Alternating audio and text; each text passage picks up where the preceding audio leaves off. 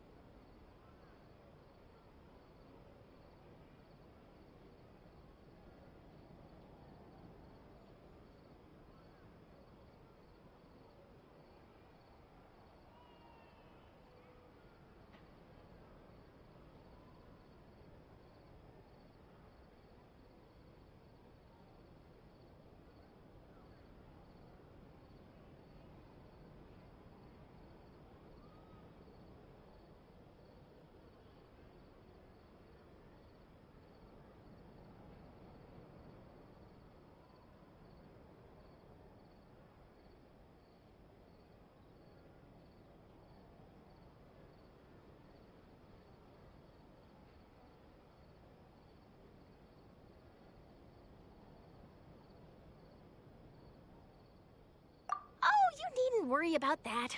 I heard that you were in Poisson some time back, so I sent you a letter to discuss just that.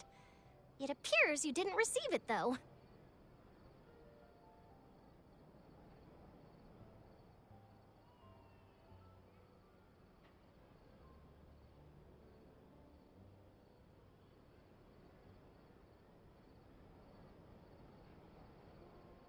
It's all right, though. I've set aside the amount intended for you. I've even set the table with some food. Really? Oh, you're the best!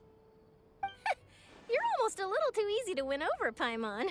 If I were a journalist with ulterior motives, you'd be in trouble now, you know. Oh, Paimon knows you're not like that.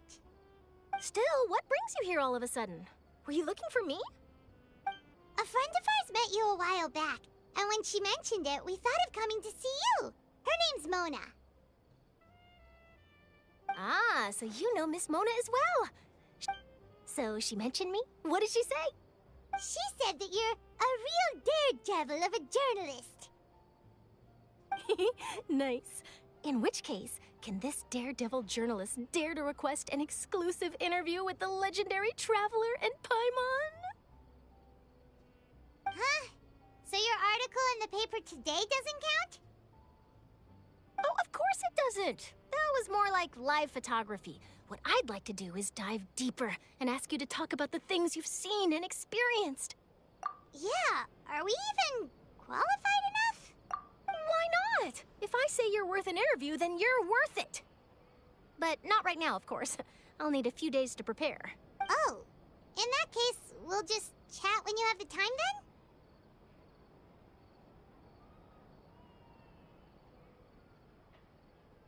Oh, so that's a yes? Ooh, splendid! I'll tell the editor-in-chief immediately. Whew, so much to get done. Wait, Charlotte, Paimon's still got a question for you. And what's that? If, just for example, Fontaine were to be flooded tomorrow, what would you do today? Huh, that's the prophecy you're talking about, isn't it? I mean, I do hear about it often, but I've never once thought that the day could be tomorrow. If you're seriously asking, then I might try and think of a way to leave Fontaine. Oh, but I'm still a journalist first and foremost. That means I have a duty to be reporting from the scene. And secondly, I wouldn't forsake my homeland that easily. From what I've seen, most people don't know what they'd do should the worst come to pass. In truth, it might be better just to behave like normal rather than worry over such an end. So in all likelihood, I'd probably still be prepping at the office for that interview of ours. I know what you're thinking. That sounds a bit sad, but I've always believed that it's best to do what you enjoy. Just think about it.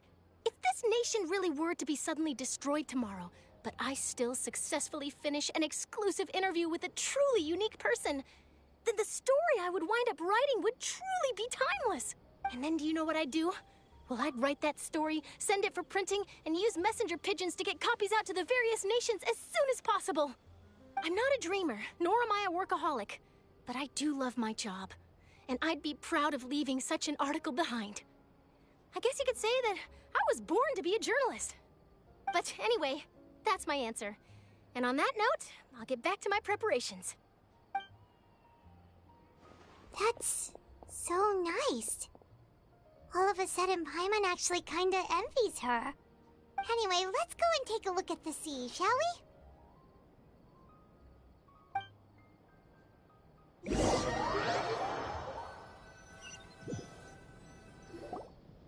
The sea breeze and scenery can be a pretty soothing combo, huh? Paimon's been thinking.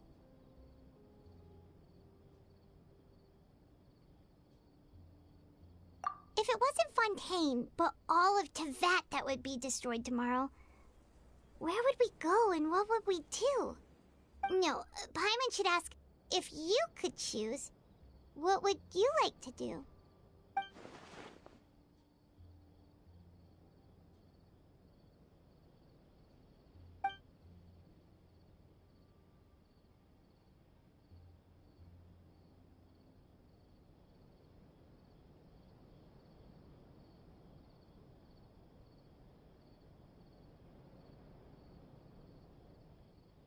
We've always been moving to the next destination, so we have...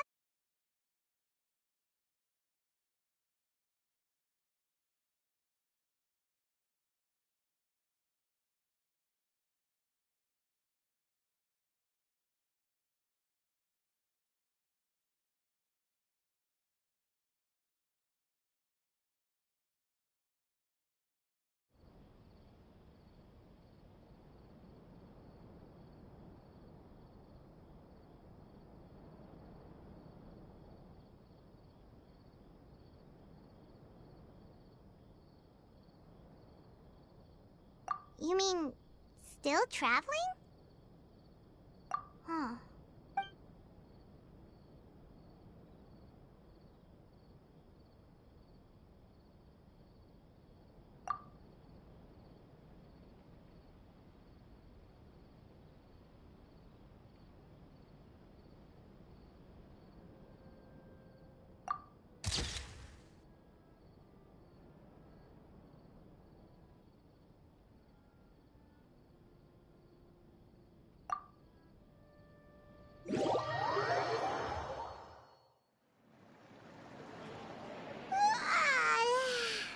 Feels like it'll grow, but it's still good. Ah, so the two of you are still here. Oh, you're from the Palace? Yes, I'm Isadora.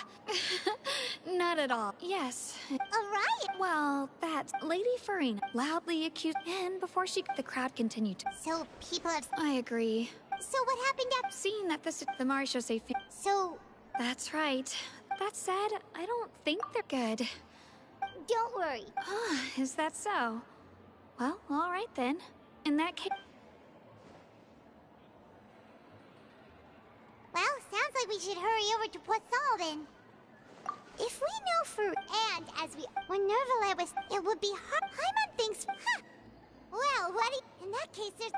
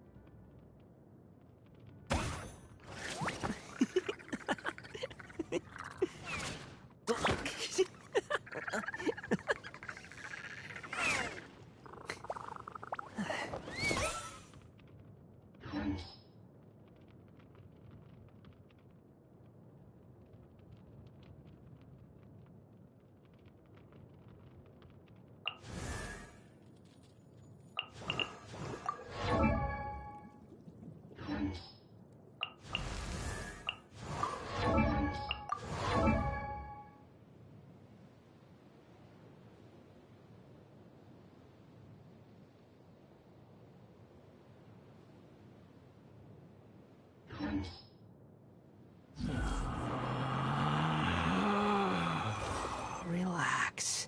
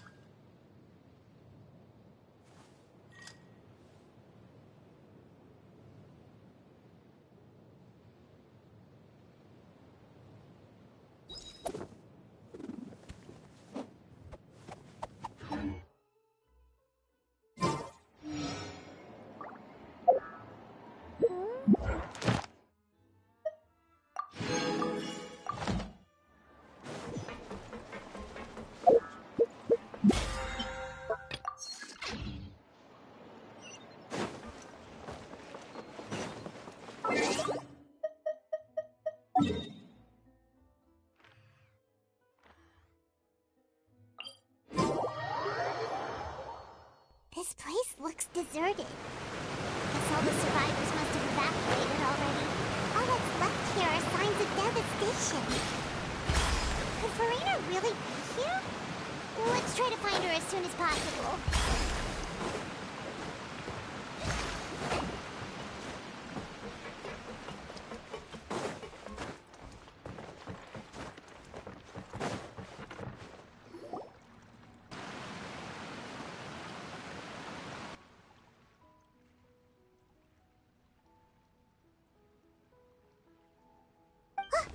That's Farina, right over there.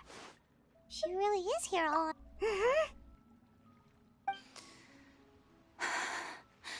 Should I just give up? This is all meaningless. What was meant to happen did happen after all. Everyone's dead. I'm sorry. I am so sorry. Give up, Farina. There's no point in holding out. I'm sorry. But what can I even do other than to repeat meaningless apologies over and over?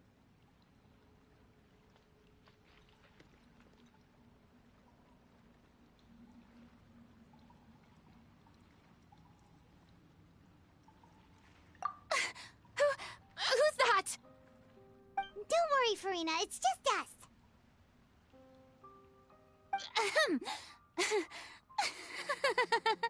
So it is you, blonde traveler from another land. Why, I almost thought you were someone from that mob of my ignorant subjects, come to kneel and beg for my forgiveness. Farina, you were crying just now, weren't you?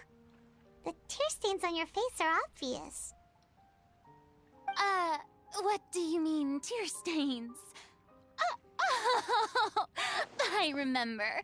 The show at the Opera House earlier this morning was so moving. I'm still trying to process it. Who did that uncivilized rabble think they were, disturbing my enjoyment of the arts? They even dare to tout their archon. I must teach them a lesson.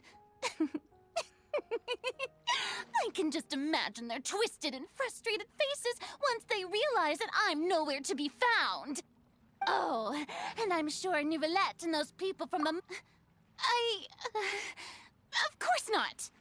Hey, there she is! The Hydro Archon's over there! Quick, after her! Farina, those people seem to be after you. They are? They're just some rabid fans who want to cut the line because they haven't been able to meet me in person, aren't they? That's against the rules. I can't let them get their way. Farina just ran off! Quick, we have to catch up with her!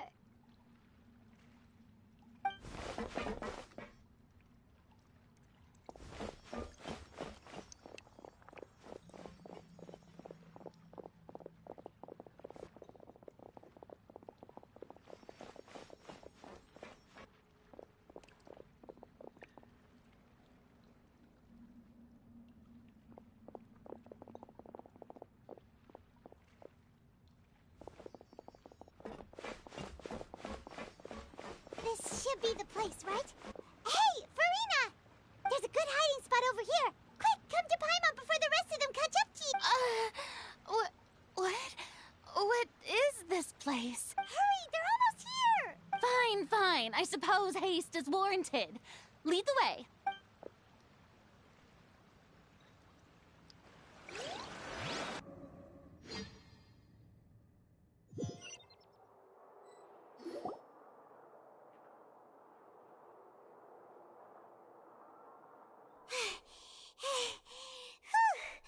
Paimon's exhausted.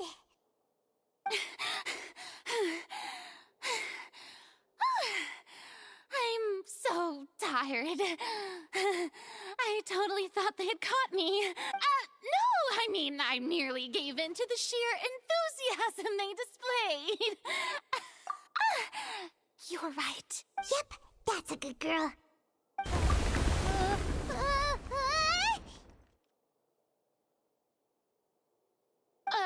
What's happening? The ground's shaking. Is it an earthquake? Yeah, a quake of this kind preceded the flooding in Poisson, didn't it? It can't be. It's happening again. Well, there's no need to worry too much about that. Nouvelette's made some emergency plans, so the evacuation should go a lot smoother this time. Yeah, I hope you're right. But the people of Poisson, they've already...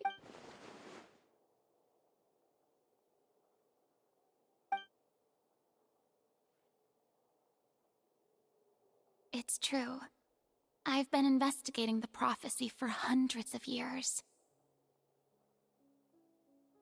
I once had informants all over Tevat, searching for clues and feeding information back to me. I've tried all kinds of ways, too, to hold back the sea.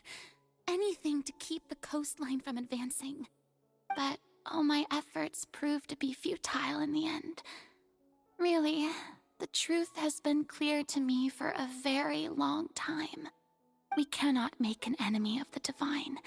No matter what we do, the will of the heavenly principles will have its way. Give up. I do love the sound of that phrase. It would mean finally coming to terms with fate, but also for me to finally be free.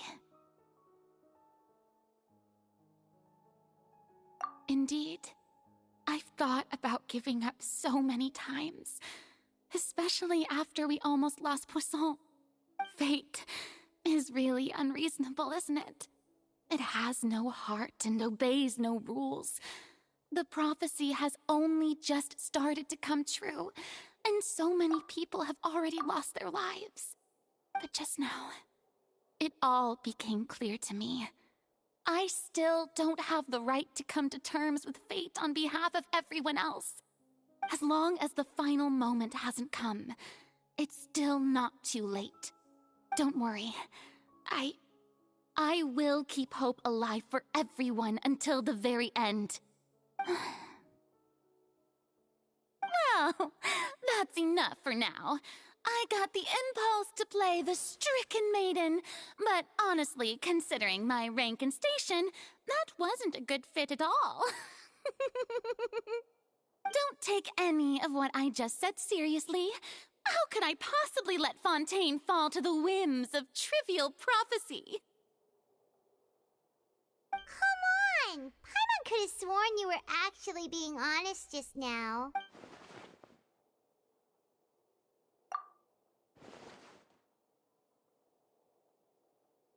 Cher, my burden. That's impossible. It was fated right from the start that this would be my duty alone.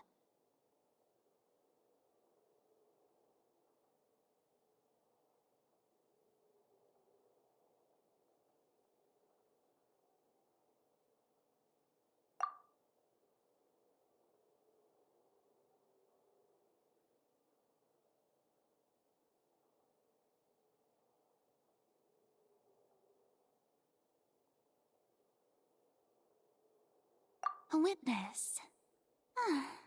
Yes, I've heard that you came to Tevat from beyond the stars, yes. In other words, you never belonged here. And if Tevat is, in its entirety, a show on a stage, then you're just a spectator, aren't you? If that's the case...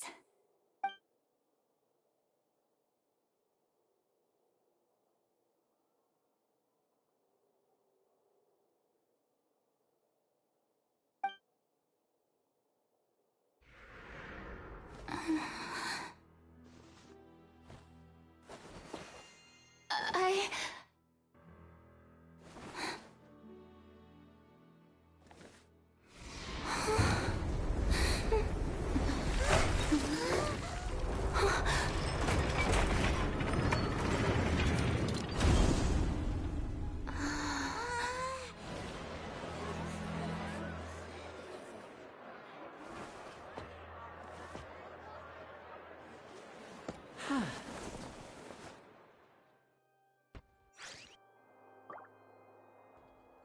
Ladies and gentlemen, this concludes my opening performance.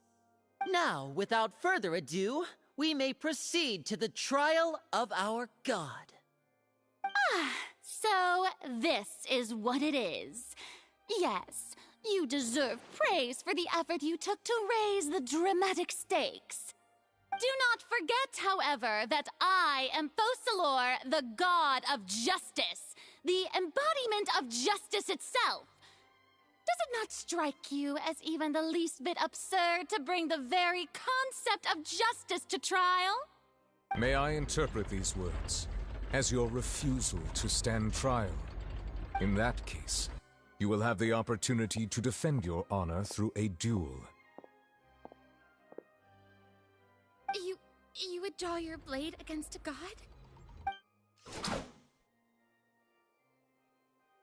I see. It seems like you have made up your mind.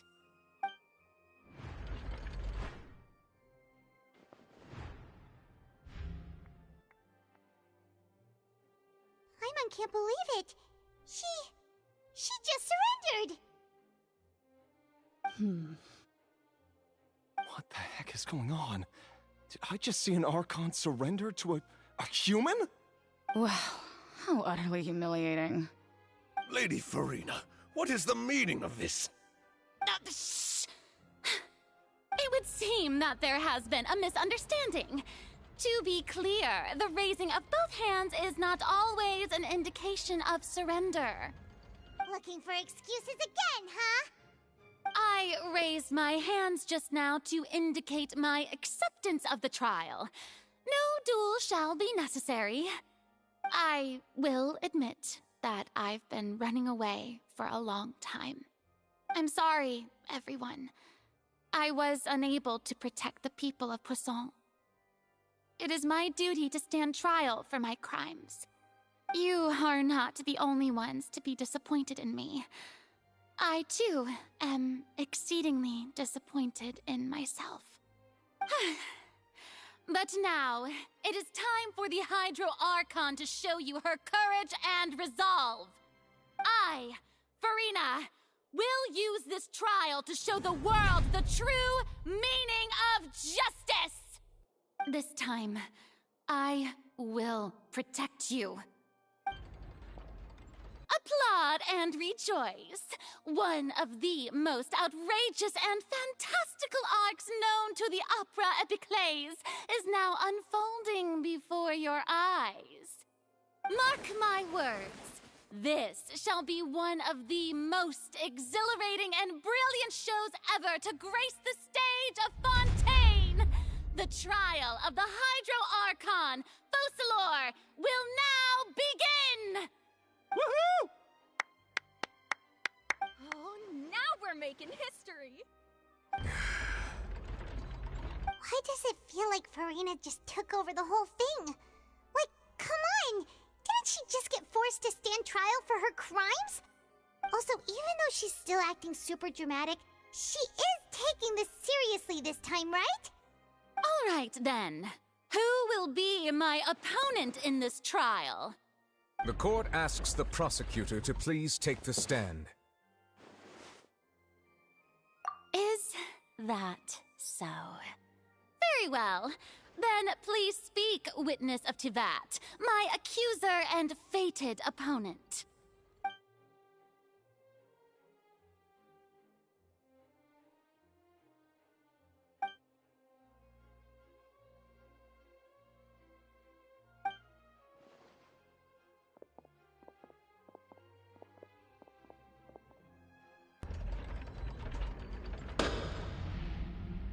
Also, please allow me to ask, as a final question before the trial begins.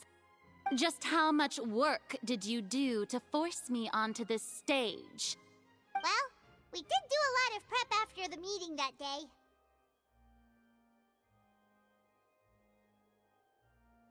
I can go over the tasks assigned to the Spina di Rosula, since they were rather straightforward and easy. Navia, the president of the Spina di Rosula. Most of the people who participated in the disturbance this morning were my subordinates. They changed into plain clothes and came to the Opera House as regular audience members, waiting for the perfect opportunity to incite insurrection against you. The people's resentment against their Archon has been building as more and more of the prophecy is fulfilled. A spark was all we needed to turn smoldering anger into a flame. Moreover, according to our understanding and analysis of you, when something like that occurred, you would likely flee the scene and head to Poisson by yourself. So, we arranged for a second group to lie in wait there. So, you mean, the ones who scoured the settlement for me were also from the Spina? And their goal was to force you to step into the giant magic box so you may personally participate in the greatest magic performance in all of Fontainian history. That's right. That house was a magic box, rather than someone's residence. As the super ultimate version of the setup that I used when I first performed at the Opera Epiclese, the volume of the box was increased by a whole order of magnitude, and the distance it traversed was the entire gap between Poisson and Araneas. Its cargo, of course, was an Archon instead of a human. My thanks, Farina. Without your help, we could never have pulled off such an extraordinary performance. You're welcome? Of course, this performance was only made possible with Father's support. The House of the Hearth spent a massive amount of labor in Mora to pull this off. We had to select a location, construct a giant magic box, dig a tunnel, and open up a path through the water. It was a lot of work for all of us. So, in other words, the earthquake that we felt within the giant magic box was just a normal tremor from the transportation of the whole house? That's right. It wasn't a sign of another disaster to come. Then, I can guess Nervilette and Cloran's parts. You gathered a crowd, prepared a stage, and made sure that the champion duelist would be immediately ready for a fight. Also that as soon as I appeared on the stage, the trial may commence without a hitch. Am I right? Yes, that is correct. Well, Clorand, I must commend you for your courage. Only the most outstanding champion duelist in all of Fontaine would accept a duel with an Archon without flinching. Thank you. As for you, Traveler, I suppose your role was to keep me distracted with conversation once you found me in Poisson. You'd make sure that I didn't notice anything amiss before revealing yourself as my prosecutor once we'd arrived onto the stage.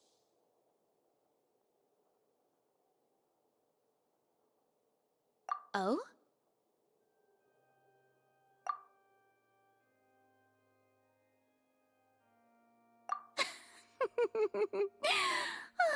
Is that so? Then I suppose I must have missed my final chance. It's fine. It matters not. What's done is done.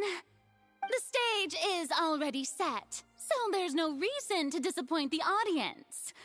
Let's see this trial through to the very end.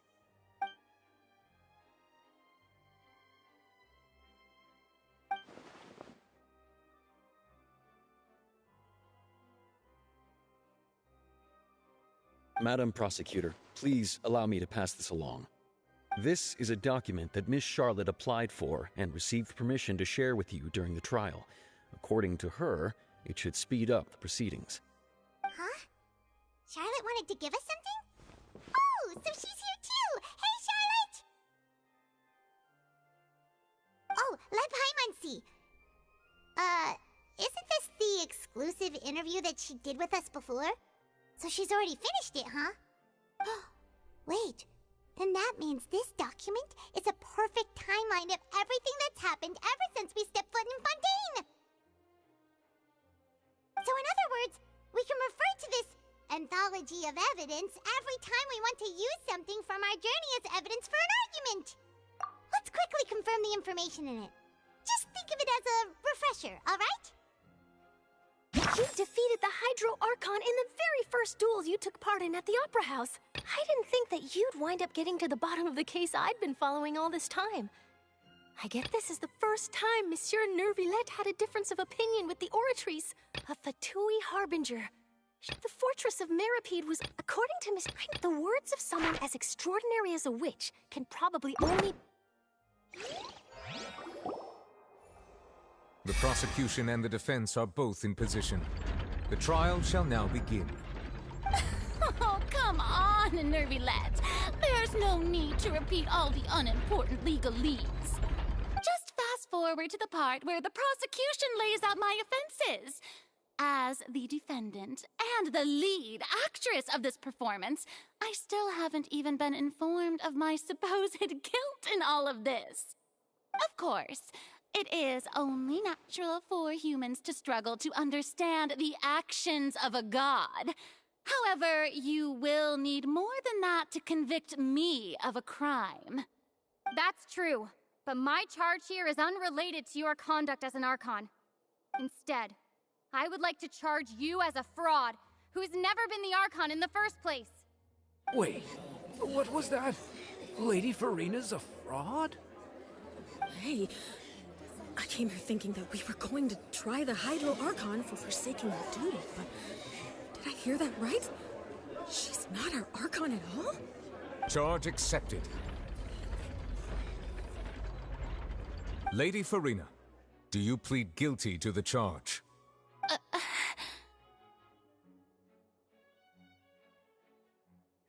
Lady Farina. I plead not guilty. How can I be guilty? There is no way that I, Focalor, otherwise known as Farina de Fontaine, a member of the Seven and the Regina of all waters, kindreds, peoples, and laws of Fontaine, could be anything other than your true Archon. Yeah, even though Lady Farina can be rather eccentric, isn't it going too far to doubt her very identity? Yeah, I've never questioned her identity either. Sure, Lady Farina can be super irresponsible, but what grounds does that prosecutor have to make such a huge claim? I have cause to believe that common sense will prevail in this case. Many of the members of the audience have known me as the Hydro Archon ever since they were born. There would be no fooling their memory. See?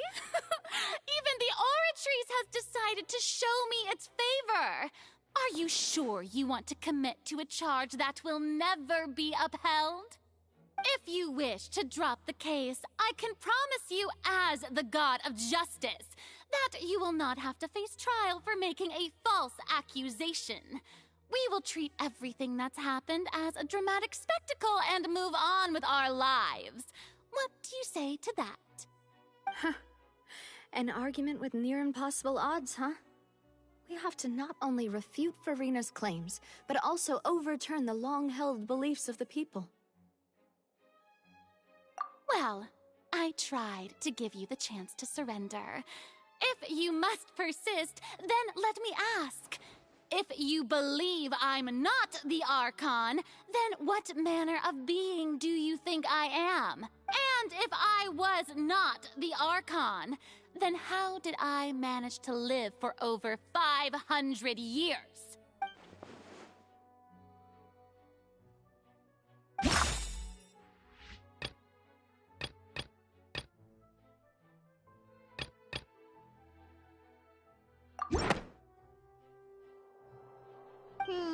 That doesn't sound right. Paimon doesn't think this clue can be used as compelling evidence to build our case. First of all, you may be a member of another long-lived race, which would allow you to naturally possess an extended lifespan. And second of all, even if that wasn't the case, there could be other ways to extend your life. Who gave you that idea? Was it the knave? You'd sink so low as to use a harbinger's words against me. A curse? I once thought it possible that the aura of an Archon might naturally resemble a type of curse. But in light of this claim, perhaps what I sensed was not your divinity, but a curse after all. Neuvillette sensed it too, huh? Lady Furina is actually a human? Well, it is true that it's extremely difficult to tell humans and gods apart just by looking at them. It's not impossible.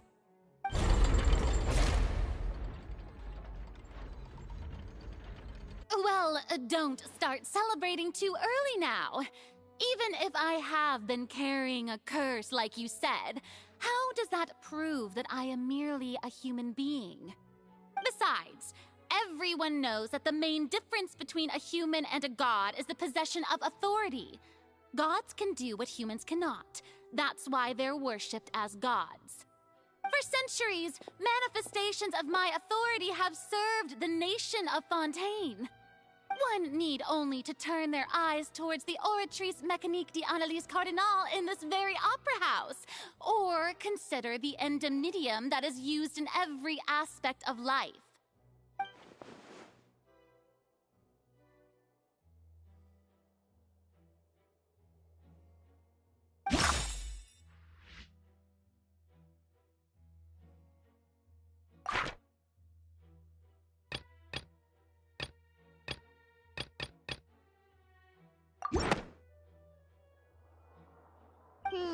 That doesn't sound right. You tried to reference the Oratrice. But weren't you as confused as all the rest of us when the Oratrice declared Child to be guilty without any proof? Otherwise, you should have come up with a good explanation for that by now. Didn't I make myself clear at the time? The decisions of the gods are naturally difficult for humans to comprehend. There is no need to provide an explanation. Lady Furina, I believe a reminder of your current circumstances is in order. While the court is in session, the principles of justice and the law must come before all else. While you are an Archon, you are also first and foremost the defendant in this trial. You will prove yourself unable to defend against the prosecution's charges if you continue to withhold vital information against the rules of the court. I never thought you'd use that kind of rhetoric against me. That was no trick of rhetoric, Lady Furina. I've merely reiterated the rules of the court. Rules that all should respect and follow. So, you neither knew why Child was declared guilty, nor did you understand the structure and operations of the Oratrice. Instead of having been created by you, the manifestations of authority you mentioned have been made by the real Hydro Archon, haven't they? The real Hydro Archon? Well, now you're really losing me. It is true that I did not know why the Oratrice gave out a guilty verdict that day. But the Oratrice handed out that verdict unilaterally, and it has been operating independently ever since it was first created. You can't argue that just because a divine creation is flawed, that the god behind it must also be no god at all. She's still throwing out all kinds of excuses.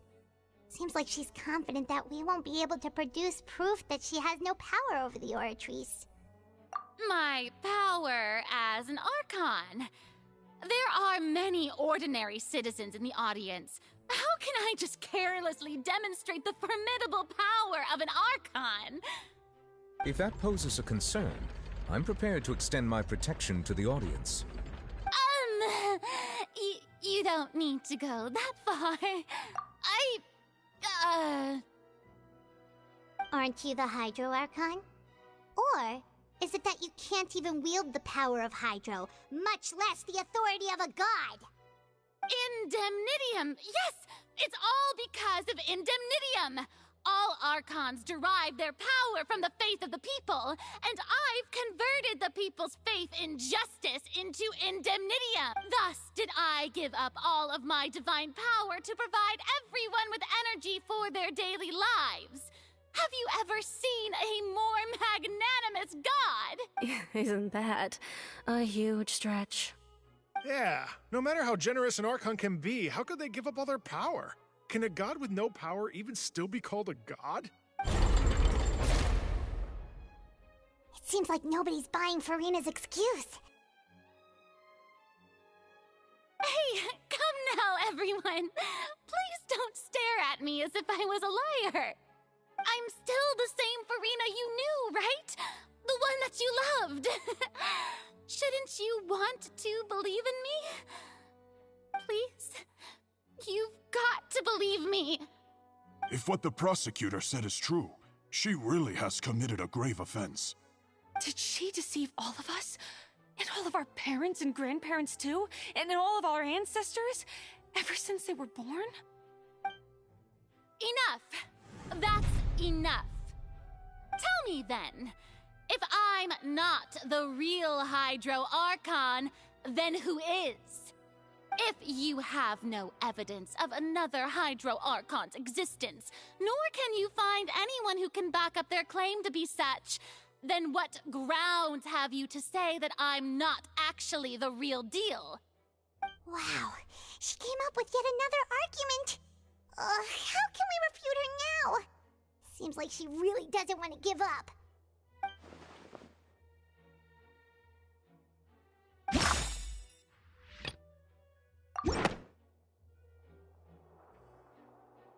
It has been established that all Fontanians can dissolve in water from the primordial sea.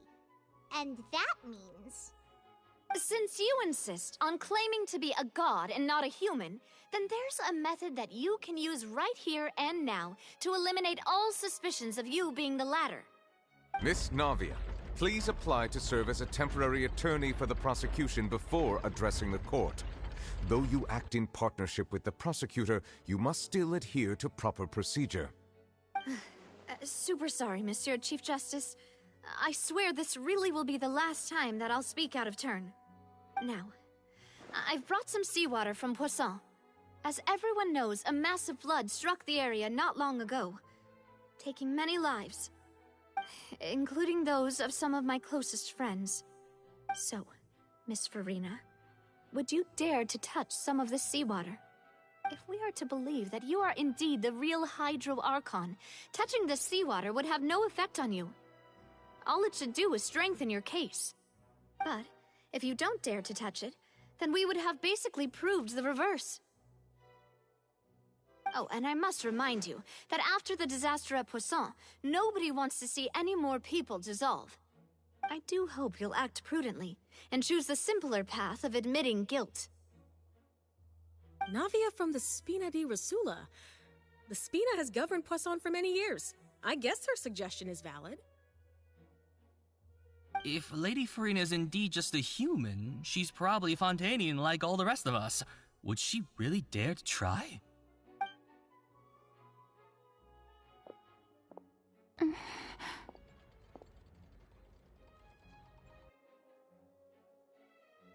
Lady Farina, this test has been unilaterally proposed by the prosecution. As it falls outside the realm of standard court proceedings, you possess the right to decline participation.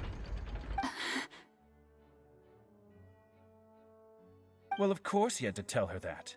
But refusing to participate is basically the same as a confession of guilt. She's just staring at the water without saying a single word. It really does seem like she's quite terrified of it. That could only mean... What's going on? Is she really planning to... that's not what we thought she would... Due to the inherent risk of the test, Lady Farina, you may...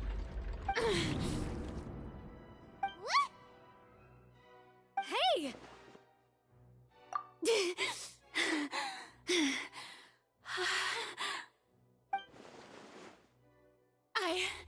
I'm fine! Look at me, everyone! My hand is still here!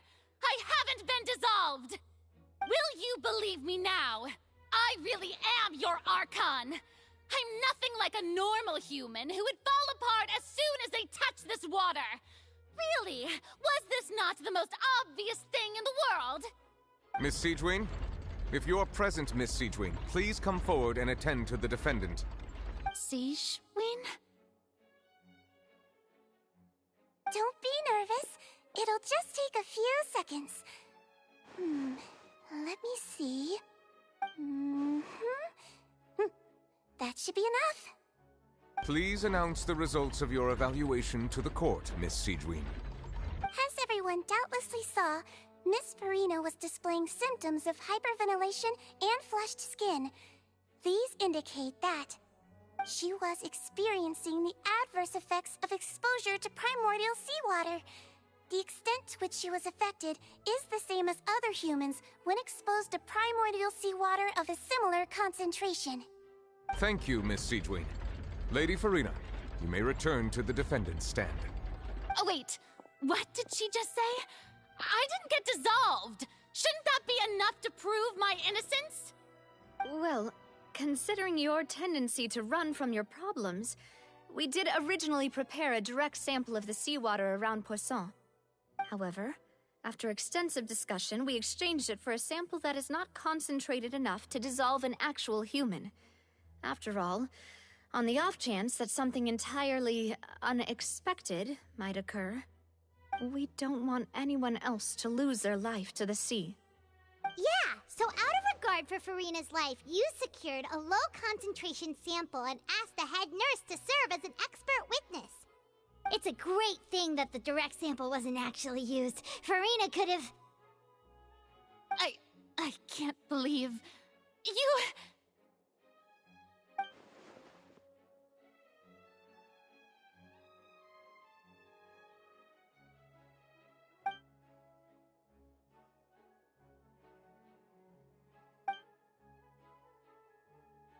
Listen to me, everyone.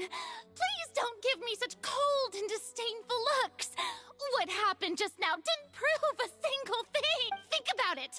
How can you conclusively prove that an Archon can't also be affected by the primordial seawater? Also, if I was really just a human, why would I dare to just put my hand in that kind of water?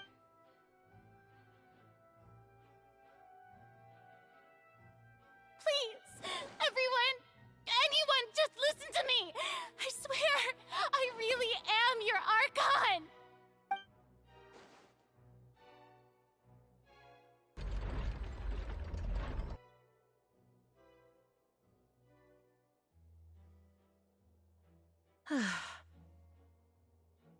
I don't think anything she says at this point will sway anyone. The odds are just too stacked against her now. With all the things that have been said, Paimon doesn't think there's any way left for Farina to win. I believe the time for arguments and presentation of evidence has come to an end. If there are no objections, we will move on to the final judgment.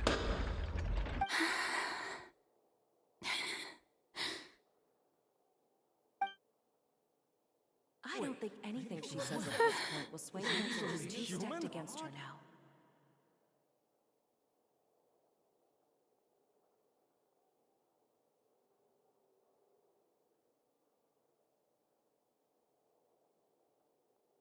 In my capacity as Chief Justice, I shall now render judgment on Farina's misrepresentation of herself as the Archon of Fontaine.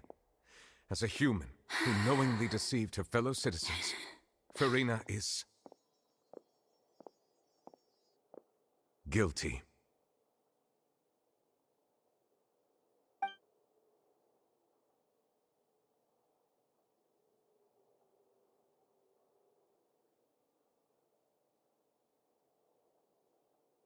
We shall now turn to the Oratrice Mécanique d'Analyse Cardinale to render the final verdict on the charges.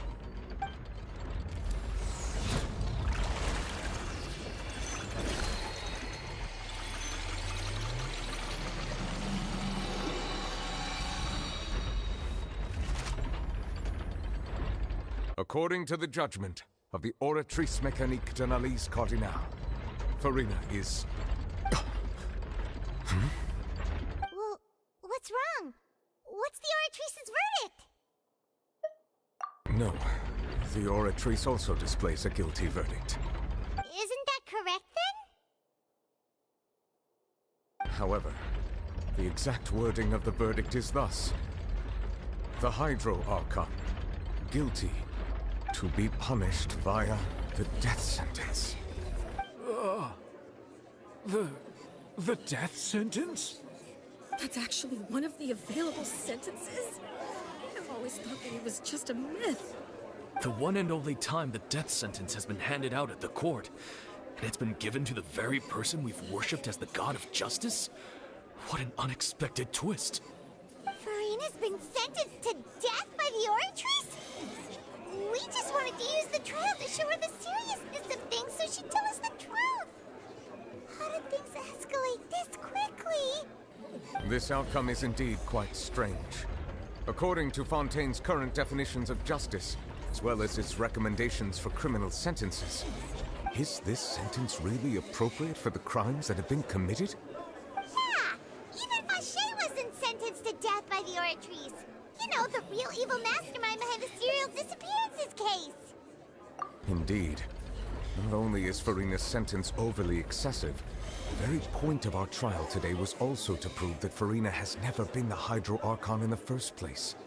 But now, the Oratrice seems to have deliberately invoked the title of the Hydro Archon. What does this mean?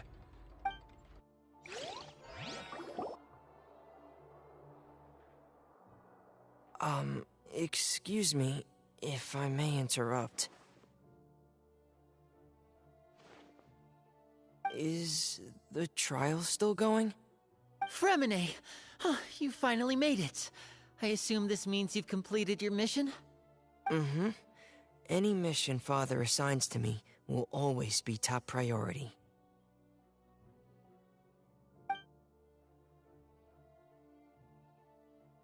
Is that the first prophecy slate? Huh. So the knave privately arranged for Fremine to try and find the missing slate. I looked everywhere and finally found it at the bottom of the sea. It took me a long time to get around some dangerous stretches of water. But has the trial already concluded? Then doesn't that mean I've come too late? Oh no. Father will be disappointed in me.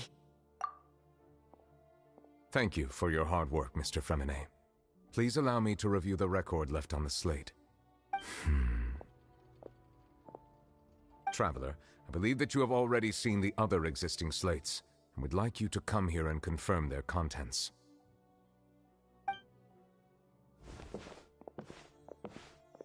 Huh? So what do you see? What is it?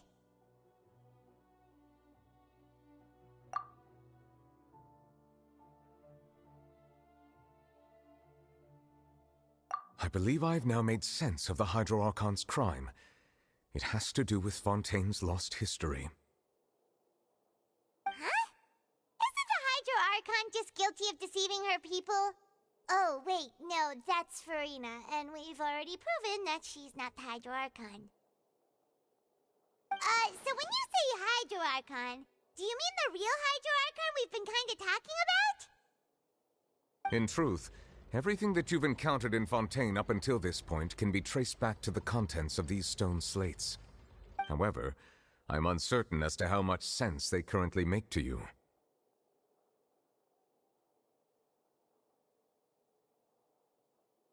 Okay, let's try to recall the contents of the other 3 stone slates. Paimon will do her best to help you remember.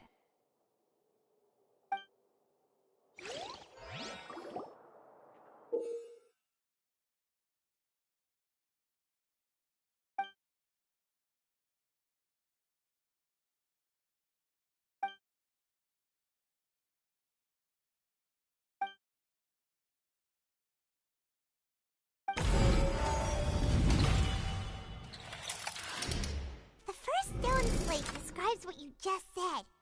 It seems to show the previous Hydro Archon using her divine power, and then the Oceanids turn into humans. Does that mean that Fontainians are transformed Oceanids? Oh, Paimon wasn't expecting that. But if Oceanids can turn into humans, then the second stone slate shows Celestia floating in the sky. This must be the point when the Hydro Archon and the third slate shows the Hydro... That reminds Paimon... Well, the fourth slate is the prop... We didn't believe that such a crazy...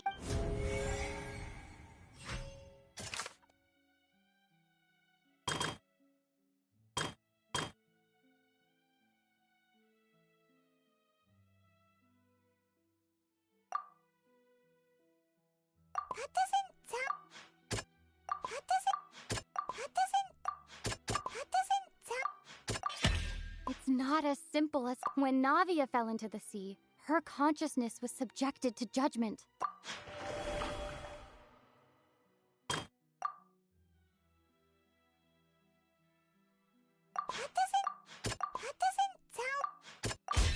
The prophecy, if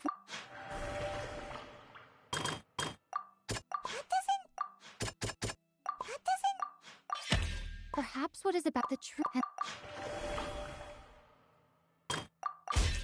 We know from the case of the serial disappearances of young women that Fontainians can be dissolved in primordial seawater. And the first stone slate tells us that long ago the Hydro Archon used her power to turn Oceanids into humans. This might be the reason that Fontainians can dissolve. They'll dissolve into the primordial sea but won't cease to exist. Their essence will flow in the seawater, converge, and take the form of an Oceanid!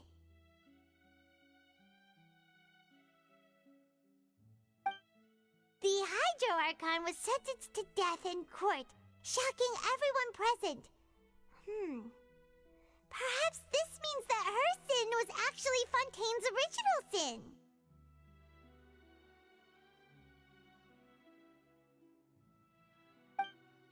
Navia fell into the water inside those ruins, and she nearly dissolved. She was surrounded by the people of Poisson in a court within her consciousness, and was forced to take part in a trial meant to make her stay.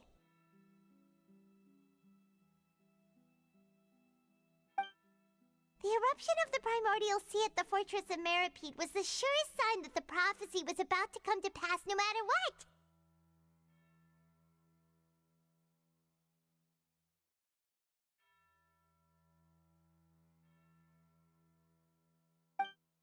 The stone slate's contents can all be verified by recent events.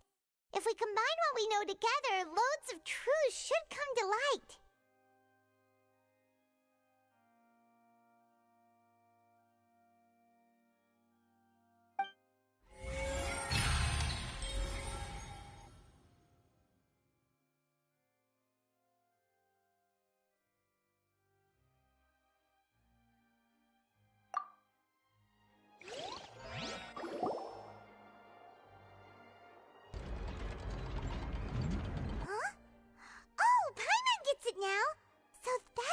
can make sense of it. But then it feels like we're going to have to share some truly shocking revelations. Let's hear them.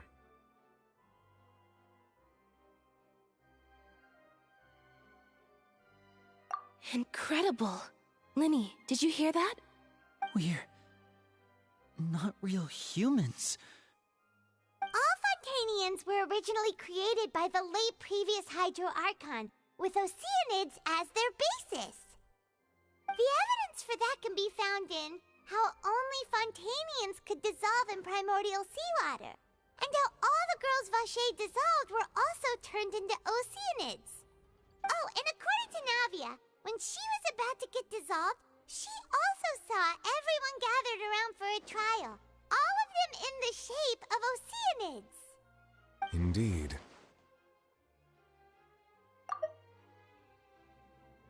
Yeah, and it follows from the content of the first slate that she probably angered Celestia by creating humans without prior permission.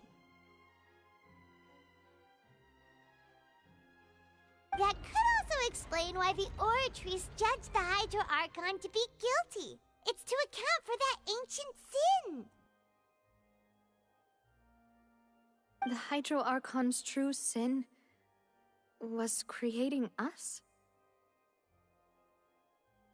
And yet, after many hundreds of years, the Hydro Archon's creations have turned around to try to judge the Archon within the Opera Epiclese. The twists of history are often the most unexpected of all. Yeah, isn't the image here just like when Navia fell into the sea?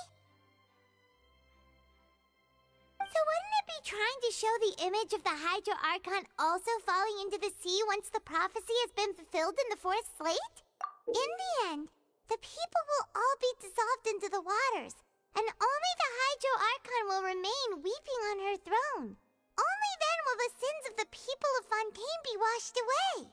Did Paimon get all that right? You've made some keen deductions. I must say, given how much you still don't know, it is impressive that you've already managed to connect so many pieces of the truth. However, while you were able to decode all the information on the slates, they've also been etched with an additional layer of hidden information using a different power source. When we were at the ruins, I tried to decipher the hidden information recorded in the slates. But since we only had 3 slates at the time, I was unable to come to a full conclusion. Now that the slate collection is complete, I shall make another attempt to decipher the narrative recorded within.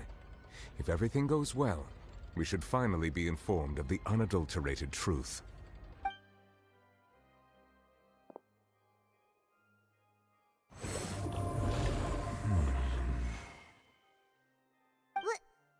Well?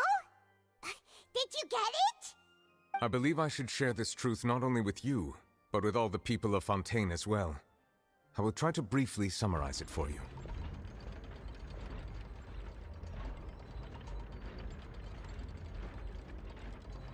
Your hypotheses regarding the origin of Fontanians and the sin of the Hydro Archon were both correct.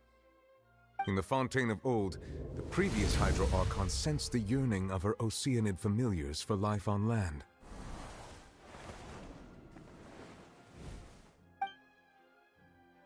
The Oceanids were enamored with the beauty and romanticism of human beings, and wishing to have those experiences for themselves, expressed to the Hydro Archon their desire to become of a similar kind. However, even though water as an element is intricately linked with the power of life, the Hydro Archon, as one of the 7, did not possess the authority to create a new form of human life. Not one to give in, she eventually found a way to create permanent humanoid bodies for her familiars by appropriating the power of this planet's primordial sea. She poured primordial seawater into the Oceanid's blood vessels, creating humanoid mimics in the process. But if Fontanians were to ever come into direct contact with water from the primordial sea, the power within their bodies would escape these artificial restraints and return to the sea. As a result, their forms would collapse, and they would be... Of course, the Hydro Archon never received permission from the heavenly principles to create a new human race. And thus, the Hydro Archon and all of her creations came to shoulder the original sin of appropriating the power of the primordial sea. That is the true history of how the people of Fontaine first came into being. So we were all Oceanids before we turned into human beings? That's way too much information for me.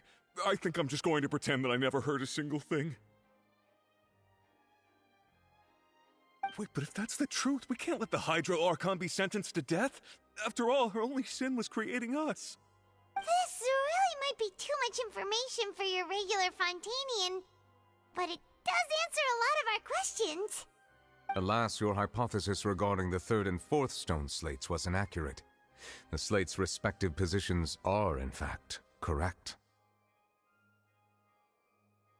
A key point of the visual on the third slate is how all the individuals depicted in the water are humans rather than Oceanids.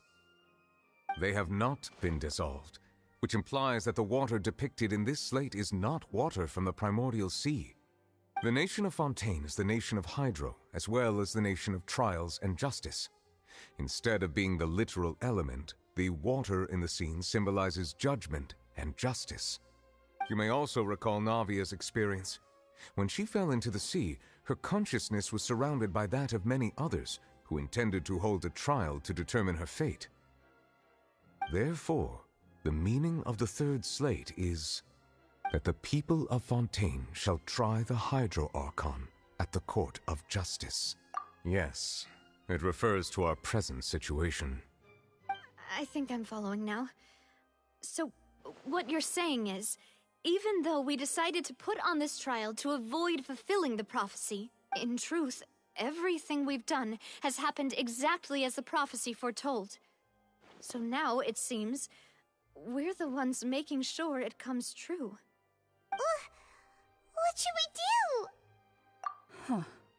No matter what, the prophecy will be fulfilled. Is this what it feels like to be a prisoner of fate? If that's the case, does that mean the scene in the fourth slate will also be fulfilled soon? Traveler, I would like to point out another small fallacy in your deductions. About the fourth slate, you probably thought that the eruption of primordial seawater beneath the fortress of Meripede served as the surest sign that the prophecy was about to come to pass, yes? However, I believe that rather than being a sure sign, that eruption could in fact only be a small warning of something far worse to come. As for the root cause of the catastrophe, I believe you've already encountered it once before.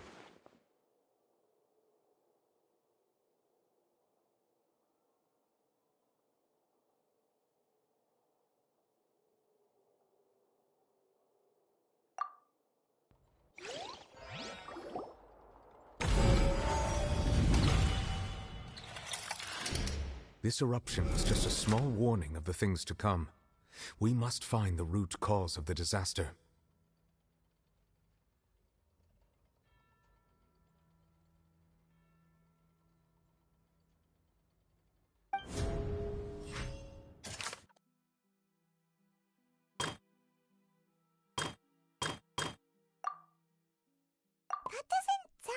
That doesn't sound quite right.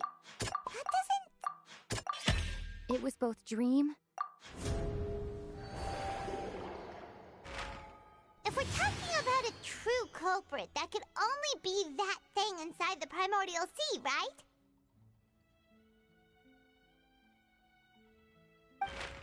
The truth, the original sin, the trial, and the root cause of the disaster.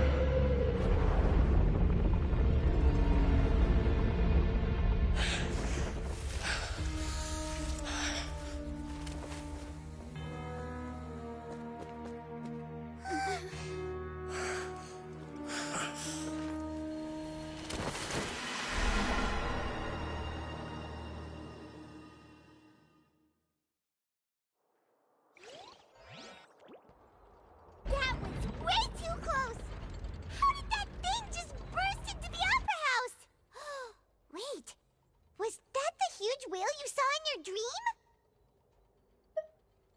So we've met it at last. I understand very well why it has chosen to make an appearance here. That whale does not belong to Tevat. It is a monster that has traversed the stars, weeping all the while.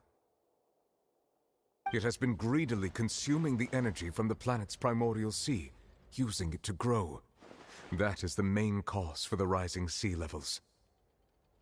And once it has finished consuming all of the energy contained within the sea, its next step will be... You said that when the Hydro Archon first created Fontanians out of Oceanids, she filled their blood vessels with primordial seawater. Precisely. That whale finds the blood of Fontanians nigh impossible to resist. Therefore, when it left the primordial sea, it decided to make its next stop a packed opera house full of food. Food in the form of Fontanians. We just barely managed to push it back, right? In that case, won't it come back to target the people again once it's managed to recover its strength? That is correct. Indeed, it is more accurate to say that we should thank that Harbinger for buying us some time. Without him, the whale would have likely come onto land far sooner. From the way he looked, he must have been fighting the creature for quite a long time. That battle maniac. We've always known that he had a special connection with that whale, but we definitely didn't expect it to help us out like this. Anyway, now that we know that this whale is the actual cause of the disaster recorded in the prophecy, all we need to do to stop the prophecy would be to find a way to beat it up, right? It is too late.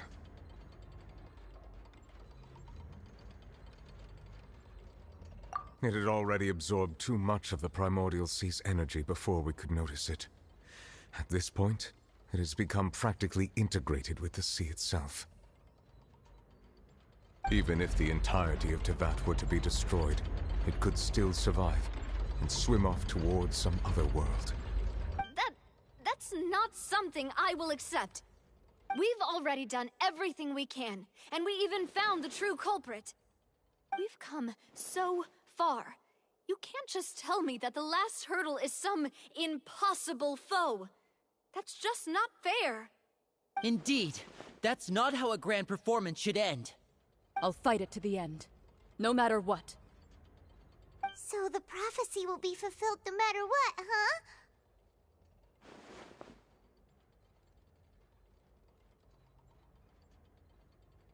The prophecy.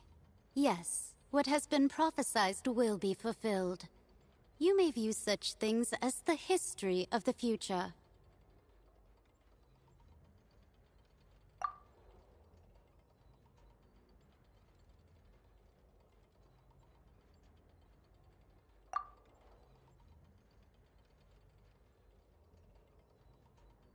Just as prophecies are usually only the future as seen from the perspectives of the gods, could things be happening in hidden corners where the gods' gaze does not fall? Ultimately, fate shall serve as your only guide, no matter what will happen in Tevat's future.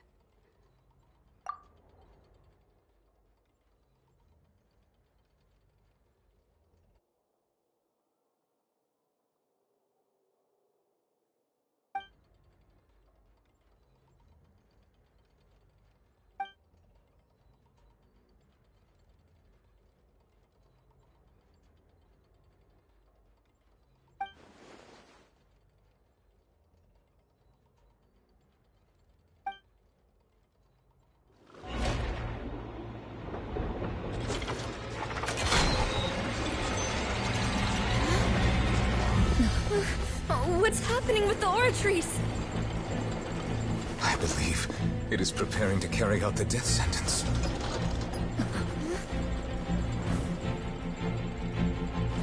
Farina!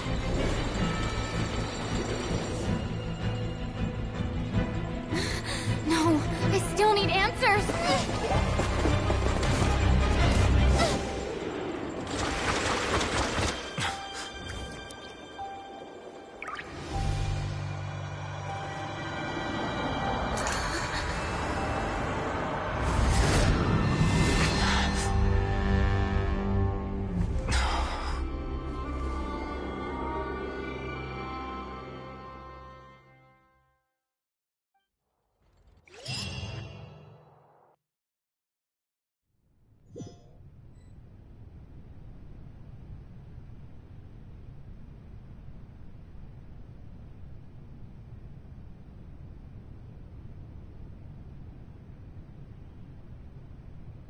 You...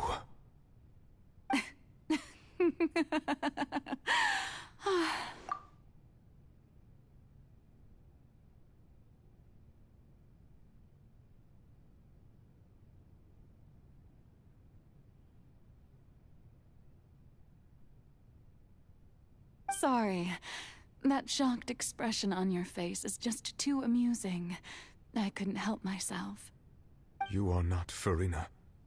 Who are you? Ah, the sweet sound of bewilderment. Marvelous. A sure sign that my attempt to deceive everyone was a resounding success. But to answer your question, I am Focalor. You know, the god. Focalor? Why did you deceive us? Oh, that wasn't my goal, of course. Goodness, no. But I had to fool everyone else too, if I was to stand any chance of deceiving the heavenly principles. Deceiving the heavenly principles? It's all because of that pernicious prophecy. Dreadful, wasn't it? Everyone doomed to dissolve. Fontaine condemned to be flooded. One was not amused. In fact, one was positively bemused when that problem was thrust upon me by my dearest predecessor. That's the former Hydro Archon Egeria, for the uninitiated. It hardly gets more disastrous than a preordained national catastrophe, now does it? She knew full well that the prophecy would surely come to pass. And as one of the seven, she also knew full well that one defies the heavenly principles at one's peril. So yes, as you have no doubt surmised, it was a rather impossible situation that I found myself in. I spent a terribly long time mulling it over, alone on the ocean floor. And I was almost growing barnacles by the time I finally realized there was only one possible solution to this confounding conundrum. I had to outwit the heavenly principles, allow the prophecy to be fulfilled, ostensibly at least, while saving everyone at the same time. I'm a genius, I know. I can only assume that's why Egeria chose me as her successor. Although, looking back now, it was hardly the inheritance one dreams of. Between the task of saving the nation, the quotidian duties of the Hydro Archon, and not to mention the original sin of creating a new race of humans, I dare say she left me quite a colossal mess to clean up. But one can only play the hand one is dealt. I did not choose this, any more than I chose to be one of her Oceanid familiars. So you were also once one of the Oceanids, transformed into a human by Egeria's hand? Yes, I was. I always dreamed of becoming human. And I still do, even now. In my eyes, to be human is to be part of the greatest opera ever known. After becoming a god, I separated my divinity from my body and spirit, leaving behind only a self that was as naive and bewildered as my past self on her first day as a human being. The me you see before you now is that divinity. And the human counterpart I left behind, I named Farina. She could feel joy, sorrow, and everything in between. She could be as vain and conceited, or as meek and vulnerable as she wished. Her strengths were of a kind only a human could possess, as were her shortcomings. But in my eyes, Farina's humanity was what made her perfect. She was perfectly human in every way. The person I always wanted to be. Anyway, so then I cursed her.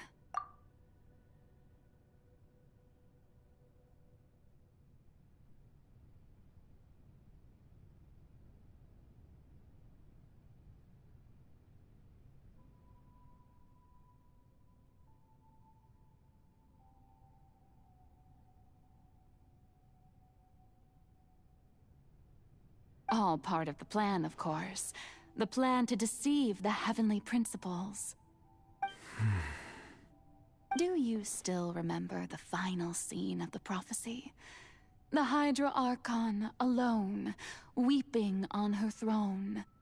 In order that the prophecy might appear fulfilled, I invited Farina to be an actress, to play the part of the Hydro Archon in the prophecy.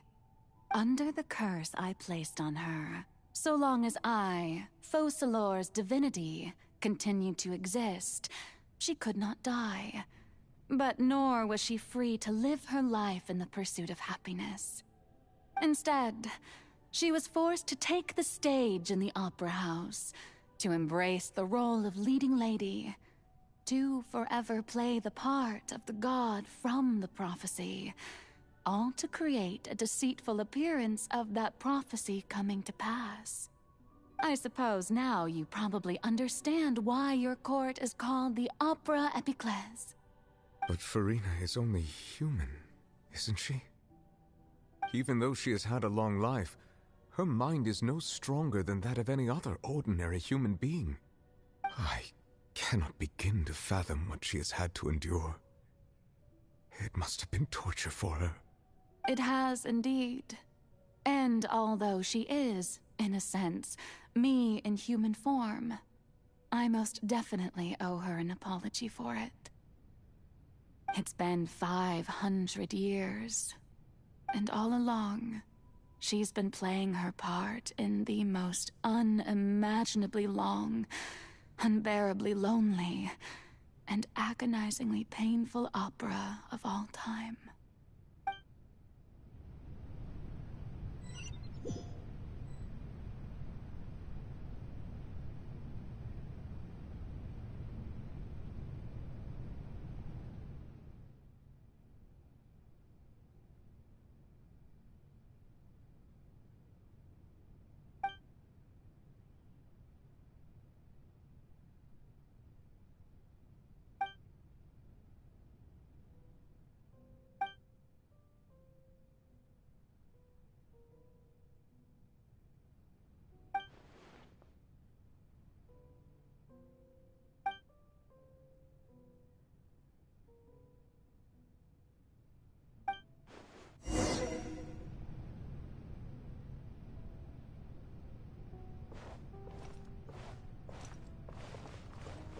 Let's move out.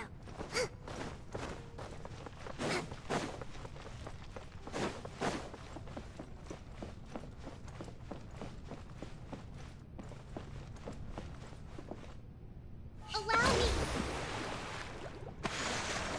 Huh?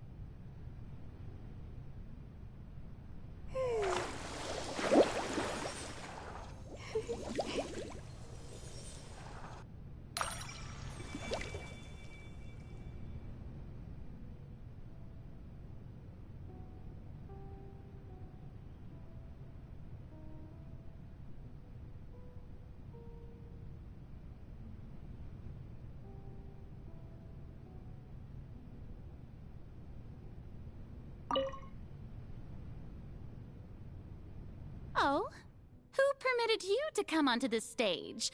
Now, I understand your admiration for my august self, but I must ask you to keep to the rules.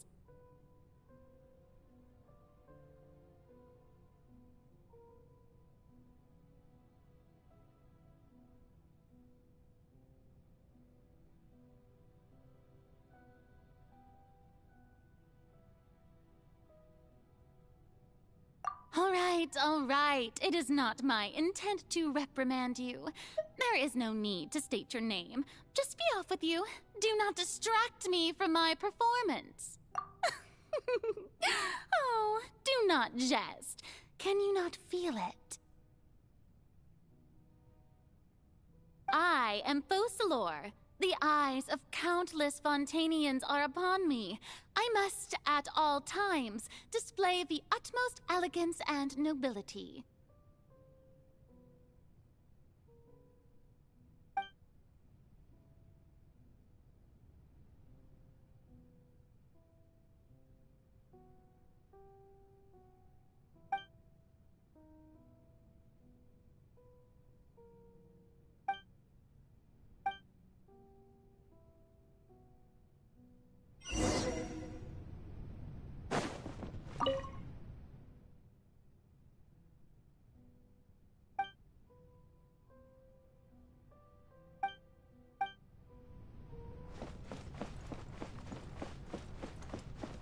Dear audience, the performance is experiencing a technical difficulty, but worry not. The guards shall resolve it soon enough.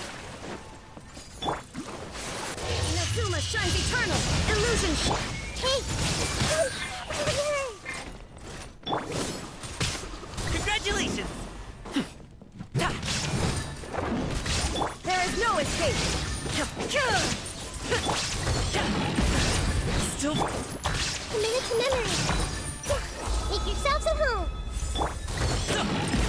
Shine down! Mini-copy returns! Rest, rebuild!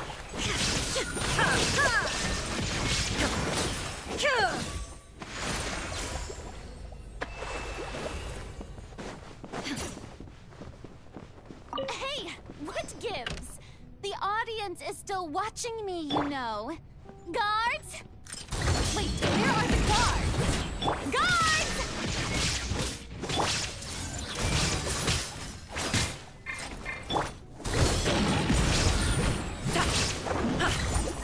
Hold the line!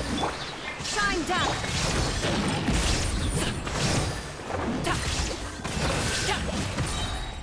Mighty mythical beast!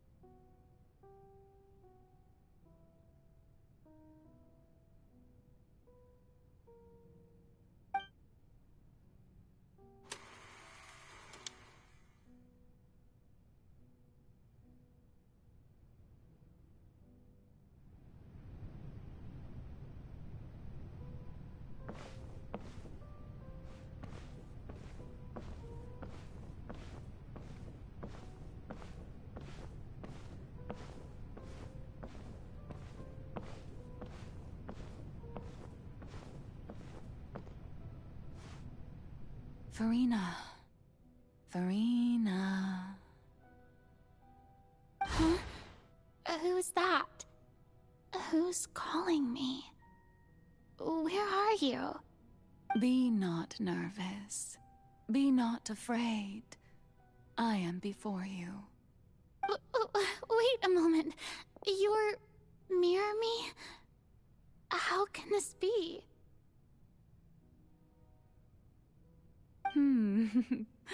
Mirror you, huh? You know what? That's not bad. Let's go with that. Mirror me. What do you wish to say? The prophecy. Have you heard of it? What prophecy? Wait. I know. I think. I don't know why, but it's in my head somehow.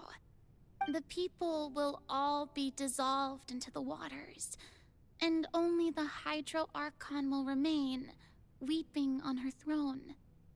Only then will the sins of the people of Fontaine be washed away. Oh, very good. You know it well. What's going on? I can't seem to remember anything clearly. The only thing I know for sure is this prophecy. Will it really come to pass? Yes, it will. And that is why I've come to you. Disaster will come to Fontaine sooner or later. Things will develop just as the prophecy declared. There is no escaping it. But doesn't that mean everyone will die? I'm a Fontainian just like them. Will I dissolve too? Oh, don't worry. Magical meetings exist in this world precisely to give people a chance to turn things around. It is the reason why you met me today. I will tell you how to save everyone, but you may have to suffer somewhat. Oh, so there's still hope after all. Goodness, you frightened me. You spoke so much and with so much certainty. As for the suffering, well, I will admit that the first thing that came to mind was, why do I have to be the one to suffer? But if the prophecy will come true, I'll also die anyway, right? So if I've already met you as my magical meeting in this world, if there were scales, with all the people of Fontaine on one side and my pain on the other, is it not obvious where the scales should tilt? You truly are the perfect human. My ideal. I suppose this would also be the justice that belongs to you. Huh? Don't worry, it's nothing. Listen well. Fontaine has just lost its Hydro Archon. I need you to play a role. That of the new Archon.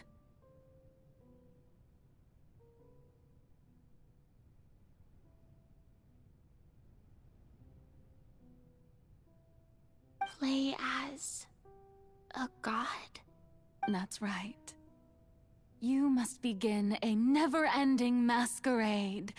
You must never let anyone suspect your identity.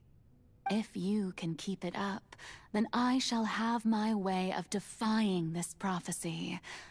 But should your identity be revealed, then all hope will be lost. But how will I do this? A human assuming the role of a god without being exposed. Don't worry. What you must do is not to turn yourself into a real god. You simply need to play the role of a god as humans imagine them to be. Being a human yourself, I'm sure you already know what such an entity would be like. Remember, your true challenge will not be pursuing divinity, but contending against humanity. I'm still not sure I understand, but I'll try. I'll try to do this. So, how long am I going to have to play this role? To accomplish this mission, you will have to stay on the stage for many, many years. You will endure and not grow old until your task ends. But I promise you, all will eventually end in a magnificent and dramatic trial, and everyone will be saved. A trial, huh? How exciting. I'll be looking forward to it.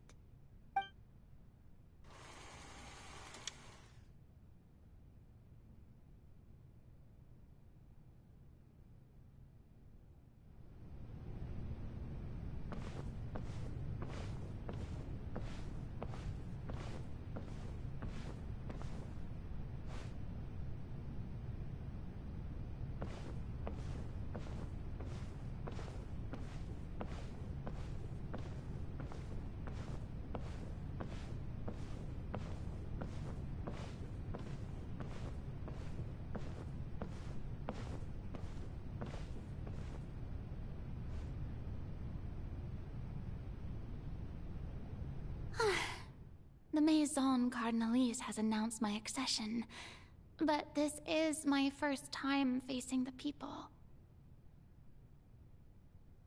What should I say to most appear like a god? To be honest, I still don't know. Perhaps I should first try to act natural. Ladies and gentlemen, good evening, and welcome to the Opera Epiclese. I'm sure you've all heard about how I have taken on the role of Hydro Archon. Indeed, I am Verena de Fontaine, your new Archon. In truth, I know little about becoming a nation's new god, but it will be my honor to guide you all. As the god Focalor, the god of justice, I shall do all within my power to lead you into an age of fairness and justice. Once again, thank you all for coming. If you should have any questions or suggestions, please send them to the Maison Cardinalise. The future of Fontaine will require us to work together, after all. This should do it. I thought I might stammer, but thankfully, I was able to convey my thoughts just fine. Okay, and next. That's the new Hydro Archon. Is this some kind of joke by the Maison? I would have thought that a being that surpasses humanity would be a bit more assertive. Hey, did you hear that? She even told us to send her suggestions there at the end. Shouldn't gods be all-powerful? She's being so modest. What's the difference between her and an ordinary person, then? If you ask me, perhaps the succession didn't actually happen. She might just be a Maison-back puppet. Wait, what's going on? Why is everyone suspecting me of being a fake? Oh, this is bad. If I get exposed here, there'll be no saving the people from the prophecy. Right. Mirmi said that I just need to play the role of a god as humans imagine them to be. Calm down, Verena. Think. What do the people want? How would they imagine a god to speak and act? Assertive, with a strong sense of presence. One who can dispel all doubt. That is the character I'm fated to play.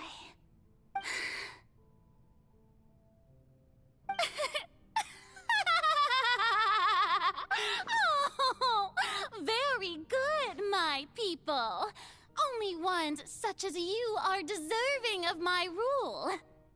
Now, I was wondering if some weak puppet were to one day come onto the stage and claim ownership of this opera house, would the children of Fontaine follow them? Well, it seems that you would all see right through them. Having passed my test, you are qualified to witness wondrous trials alongside my august self, here in this opera house. You may consider my previous act a door gift of sorts.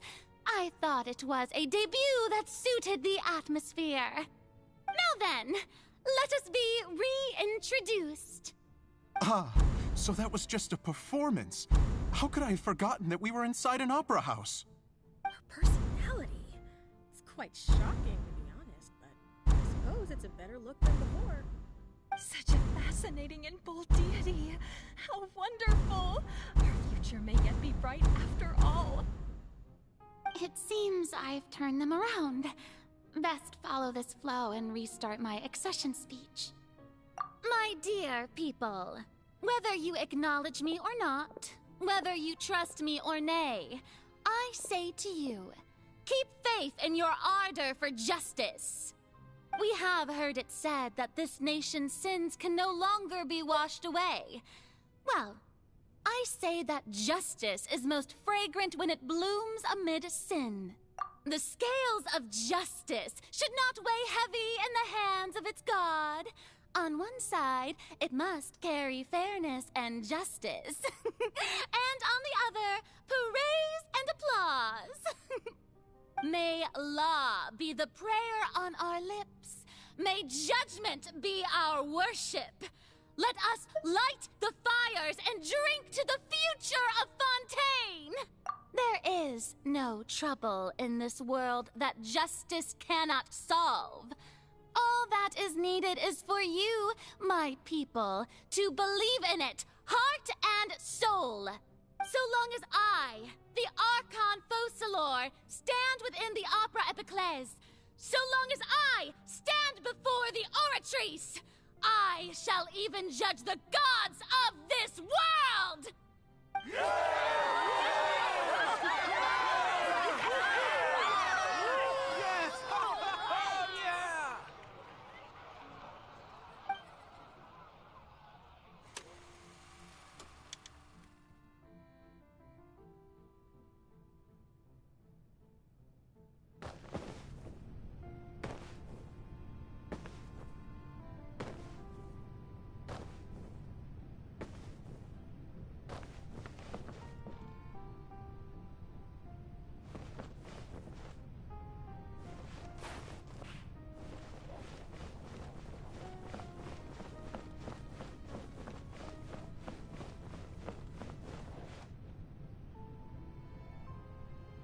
Lady Farina, here are today's case reports, as well as a summary of the follow-up for your perusal. Come now. Was I not just at the Opera House in person? Leave these kinds of things to Neuvillette. Besides, none of these trials were the one that I'm looking forward to the most. If I may be so impertinent, what kind of trial are you truly looking forward to? A magnificent, dramatic, and wondrous trial. A trial to end all things. How could you hope to understand? That's true. I fear I lack the ability to grasp your divine thought, Lady Archon. No need for fright, and do not take what I said before too seriously. Go now, do your duties. The trial I await. It will come one day.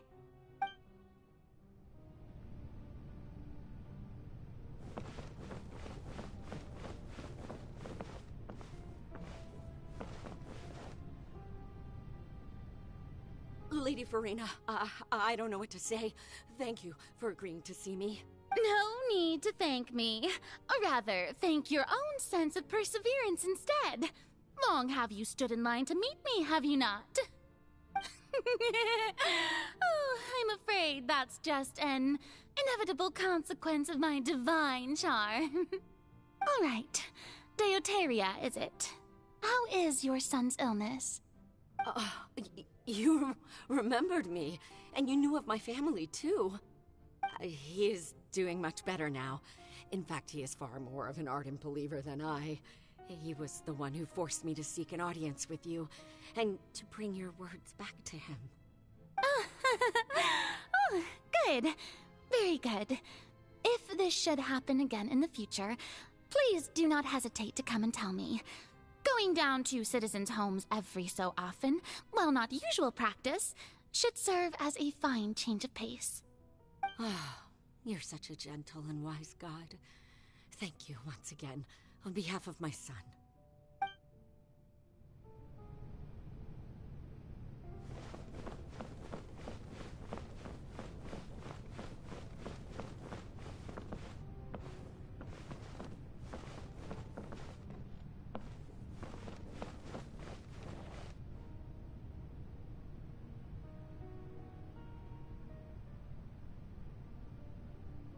Lady Farina, here are the latest hydrological reports.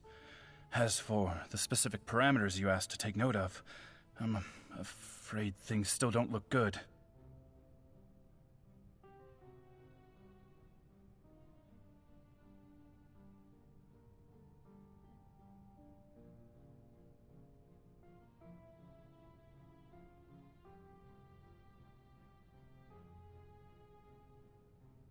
I see. It's as I thought, then. As your god, I did already expect this, but I wanted to see how far your human wisdom would allow you to analyze it.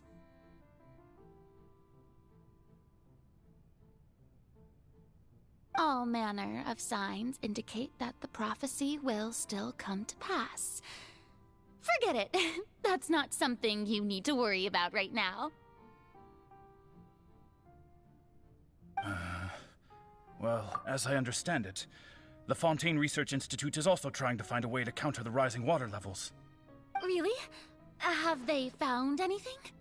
I'm afraid that they haven't found any effective solution thus far. Oh, is that so? Well, no wonder. This issue has reached the realm of the gods, after all. Still, their spirit is praiseworthy.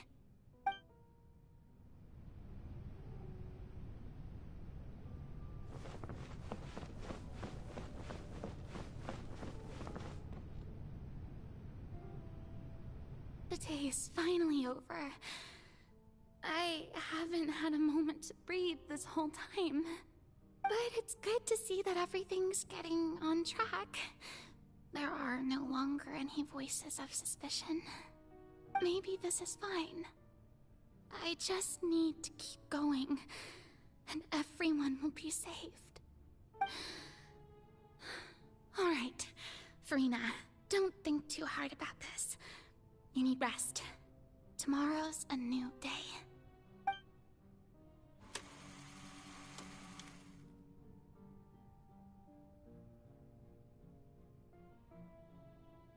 Lady Farina, here are the new trial reports for the latest cases, as well as a summary of the follow-up. There'll be no need for that. I've seen them already. There's no need to go back over scenes I've witnessed in person before. Lady Farina, I've waited so long for this chance to see you in this manner. Indeed, my dear, loyal citizen. This joyous moment is an honor for us both. Lady Farina, we're detecting significant hydrological anomalies near Poisson. Understood. Keep monitoring. Keep me informed should anything come up at the Institute.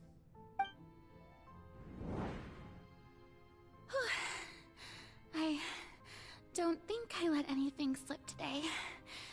I must show the people that there is nothing to worry about. I just don't know when these days will end. I feel utterly exhausted. Best to rest early today, too.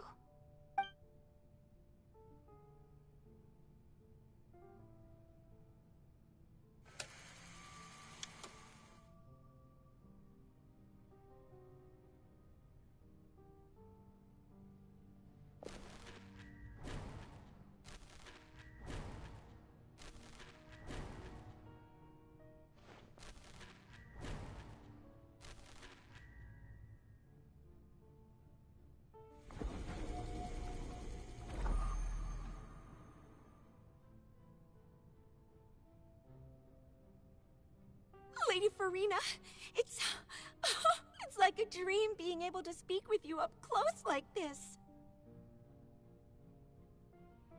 I've heard that the first member of our family who was honored to receive an audience with you was Madame Deoteria, almost 20 generations ago.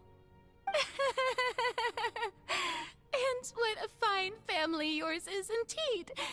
It brings me great joy to meet such a faithful believer. A descendant of a line most ardent. Surely you exaggerate, Lady Farina. My lady? What is it? good citizen. Are you crying? Uh-huh. Oh, really now? I didn't even notice. This must be the overflow of hydro from my person. Well, can't quite help being the god whose dominion is the waters, can I? No wonder. No wonder. A manifestation of your power, then. Oh, Archon, I am honored to have witnessed it. Honored indeed.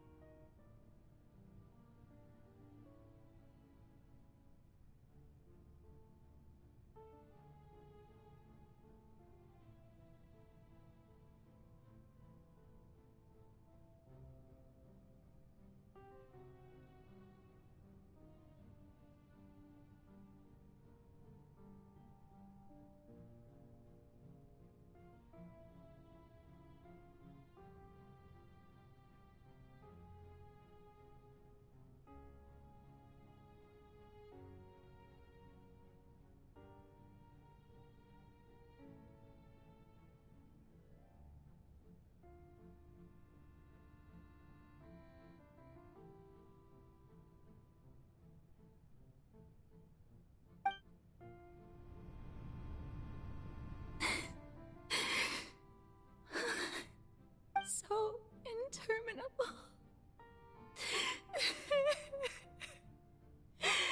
So lonely. Just how much longer? Hundreds of years must have passed by now. Perhaps the show must go on for hundreds more.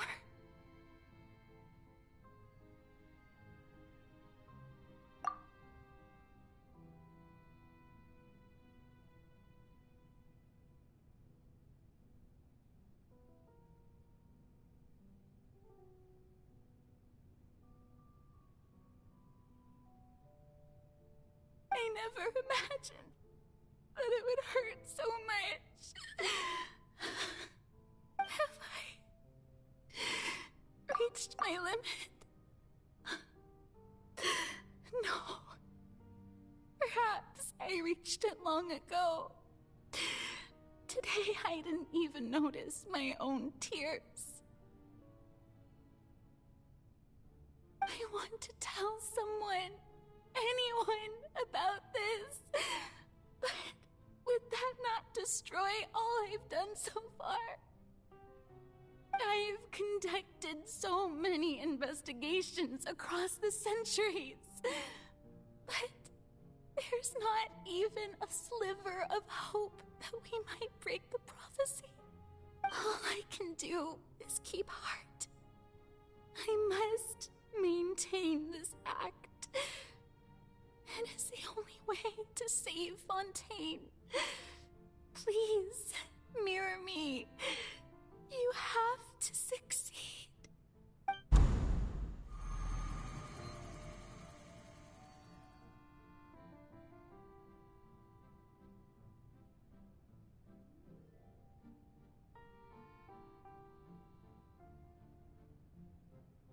Farina, you don't have to shoulder this burden alone. Although I don't know what you might be keeping from everyone, your people are more than willing to share your burden with you.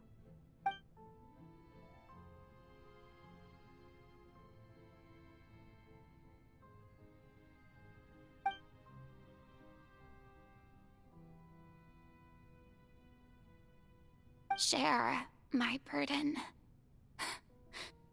That's impossible. It was fated right from the start that this would be my duty alone. But even if your burden doesn't need to be shared, you can still choose to confide in someone. Just share it with me. I'm what you'd call a witness. A witness? Yes. I've heard that you came to Tevat from beyond the stars, yes. In other words, you never belonged here.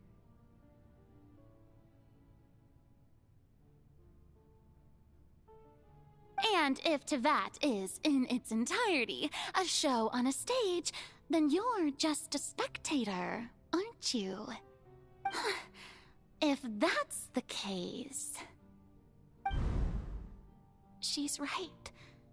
I could confide in her, couldn't I? But if things don't play out as expected, the people of Fontaine will be the ones to pay the price. No, Farina. You shouldn't be selfish. But what if it's really alright? Farina, you've worked so hard for so long.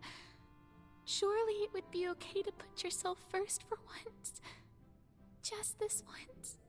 Is it such an outrageous thing to do anyway? To find someone in whom you can confide your frustrations and sorrows? Surely it could not hurt. If you let this opportunity slip through your fingers, it might never come by again. Think about it long and hard.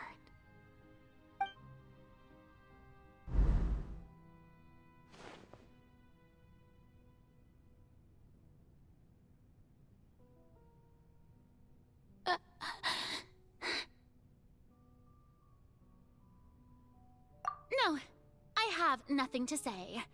I am Farina, the Archon of Fontaine.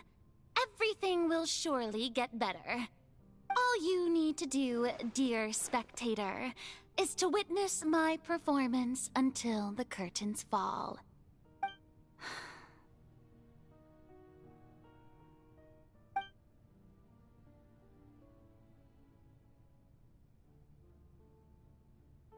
Fine.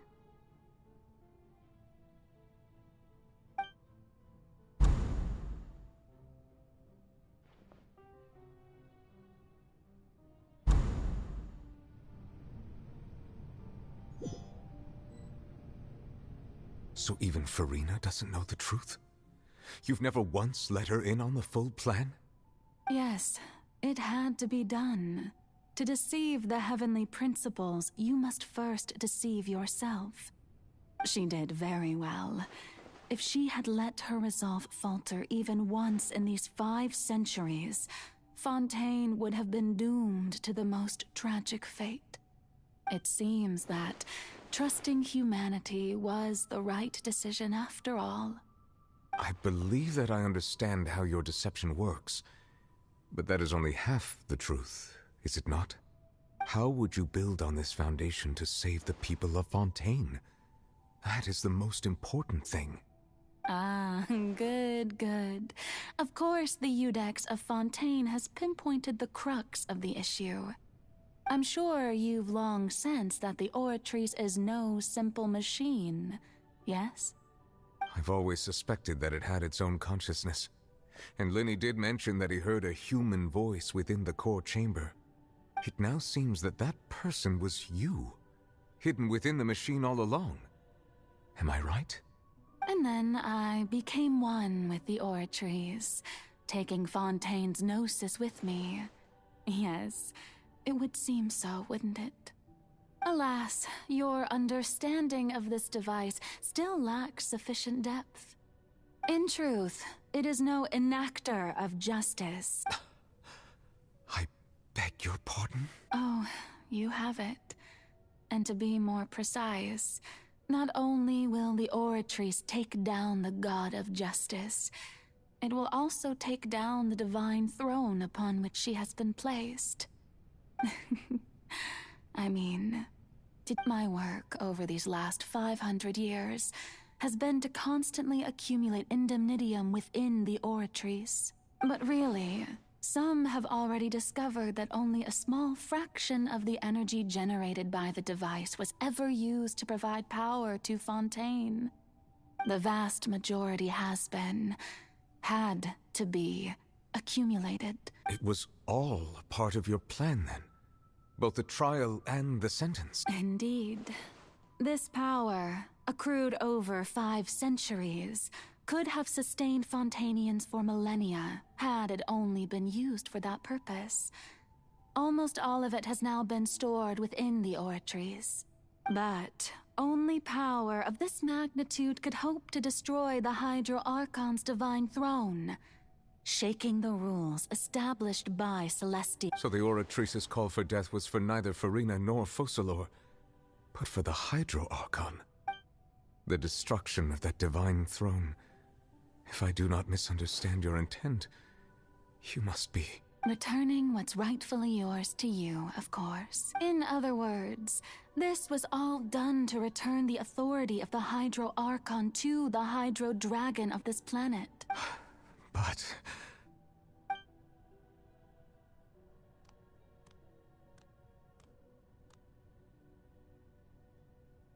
Oh, what? Getting sad again, are we? The authority of the ancient dragons shall soon be yours once more, O Hydro Dragon Sovereign. And this is the face you make. all you've done throughout the years is just so you can sacrifice yourself at the very end. I've never quite seen it that way, you know. Even now, I'm quite pleased at how well my deception worked.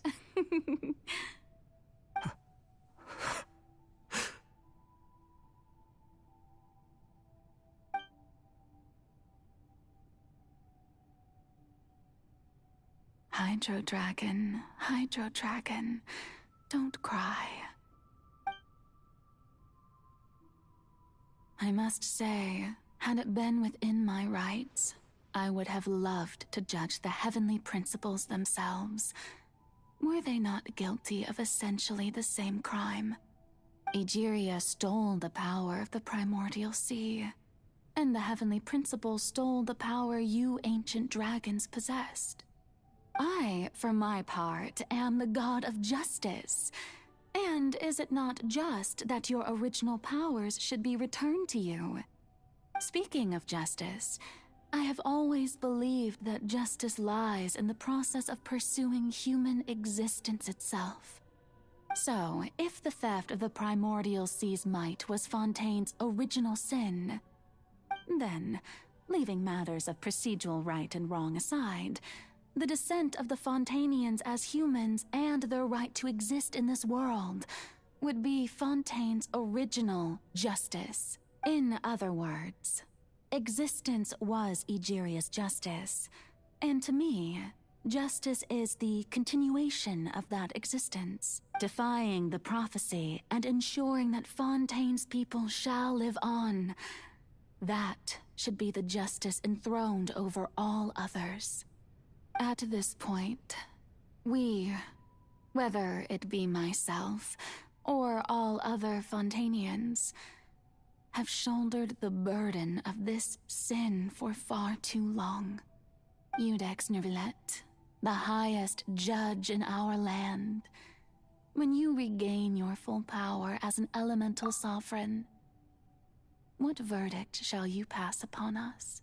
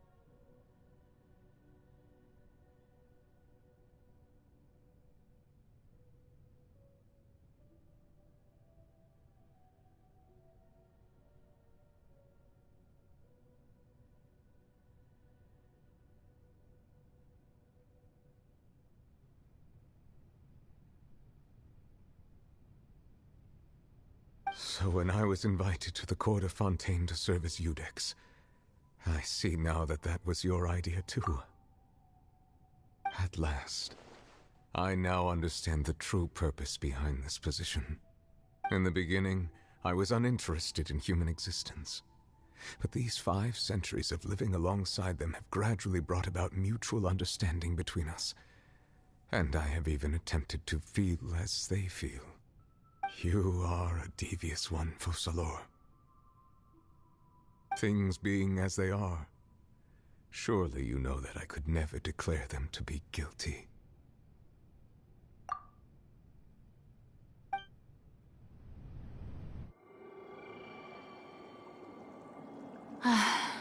The hour of my execution is almost here.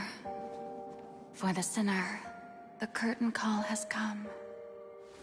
I know I may not sound it, but faced with death, I find myself a little afraid. Perhaps this is one thing both gods and humans have in common.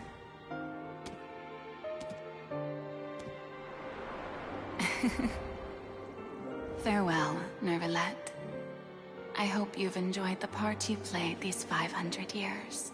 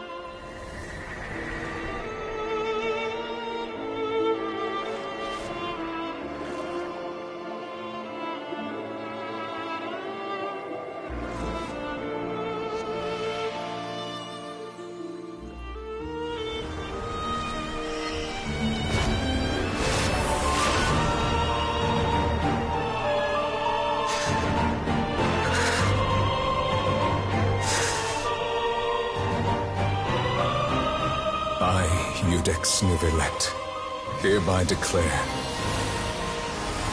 people of Fontaine, your sins are forgiven.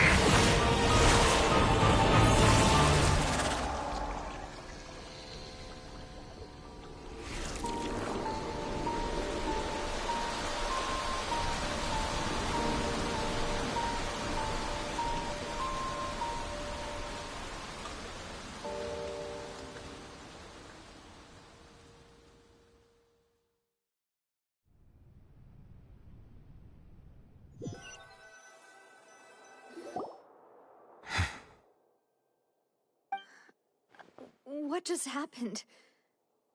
Has the death sentence been carried out? Was that bright light some sort of misdirection? I have a feeling that something huge just happened.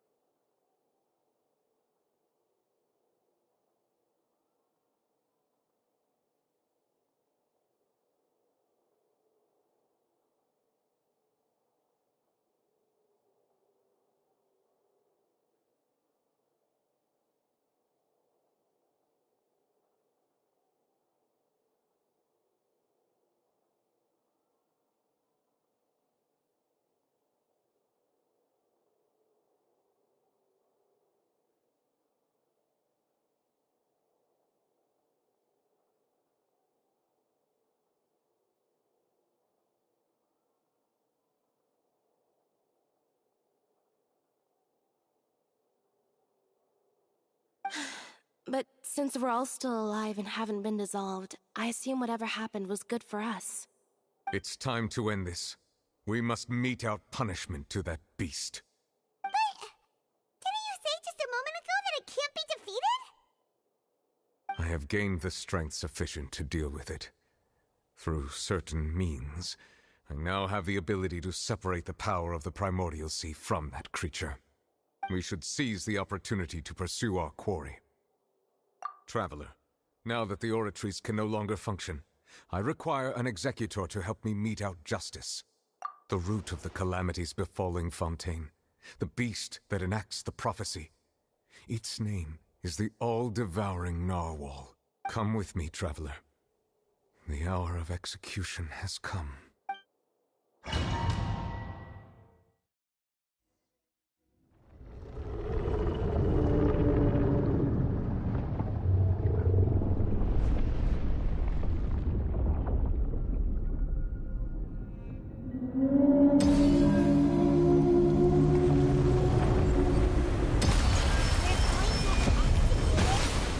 But how are we going to do that? It's huge! I've already done my best to separate the power of the Primordial Sea from the way. Considering the fact I cannot reach the power source. Unless I can find a way to attack it from within. We shall share a part of the ancient dragon's power. Shall look for an opening together.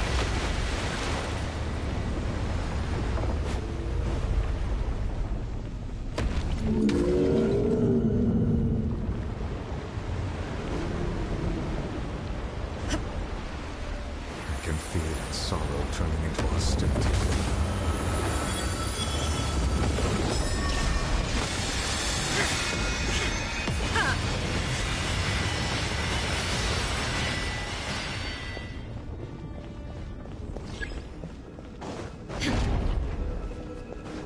There is no escape!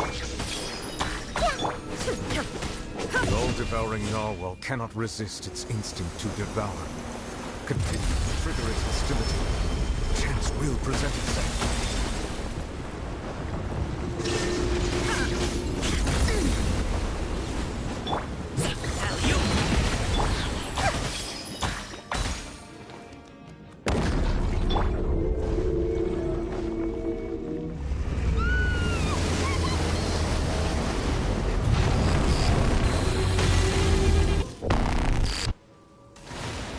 Why is there a hole thingy over there? It looks really scary. Committed to memory. This way for me.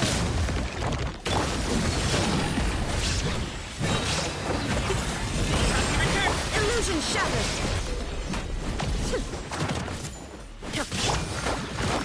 I have granted you my right. Seize the moment and use my power to suppress its roots from within.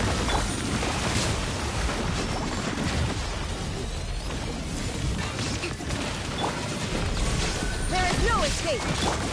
Temple of Wisdom. This way for you. Committed Inazuma shines eternal! Shines up! billowing third.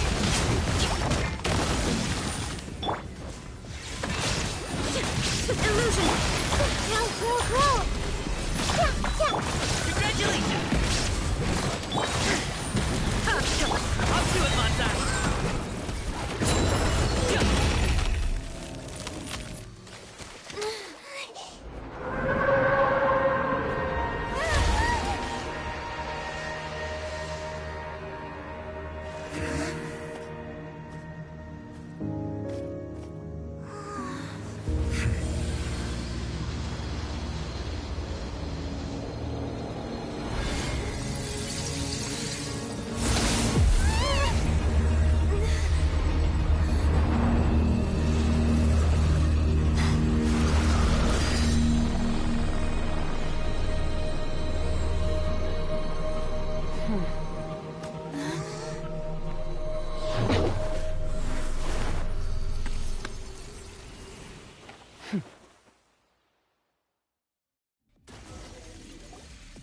Thanks for helping with the cleanup. It should have been my job, but... oh well. It was just supposed to be a short private training session for me. I didn't think that my disciple and my master's pet would start brawling in the meantime. Well, actually, I had a feeling that it would happen at some point, but they bumped into one another. That power. Who are you exactly? Paimon has an idea. From what she said earlier, she must be Child's master. Skirk, right? It's just that he gave us the impression that she was the less talkative person. I simply did not have anything to say to the weak. But you, on the other hand, managed to defeat the all-devouring narwhal without using power from beyond this world. So you may speak to me as equals.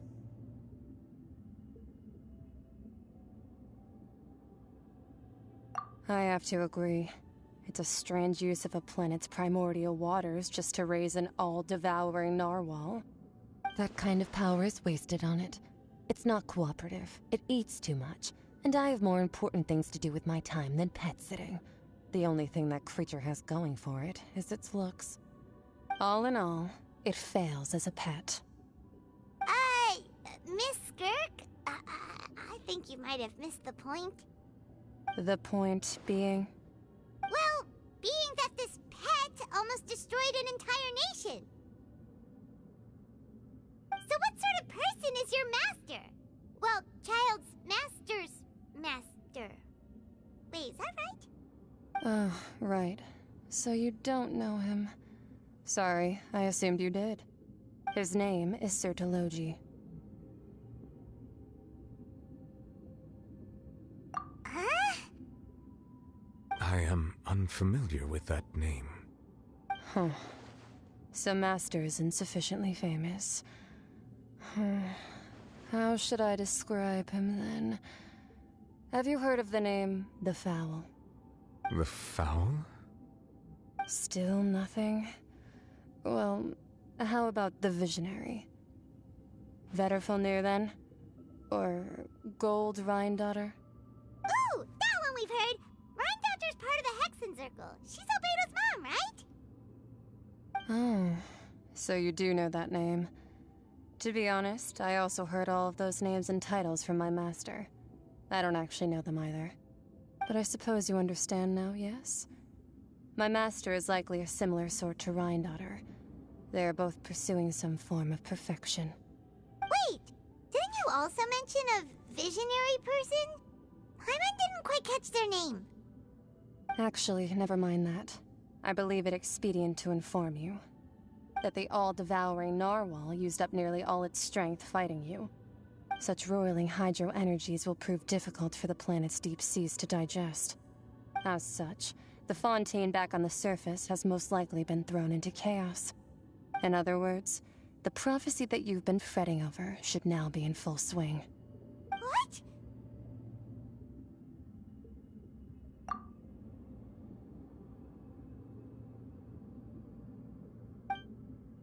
Not to worry. Focalor has already managed to deceive the heavenly principles. In the end, the people will all be dissolved into the waters, and only Farina will remain, weeping on her throne.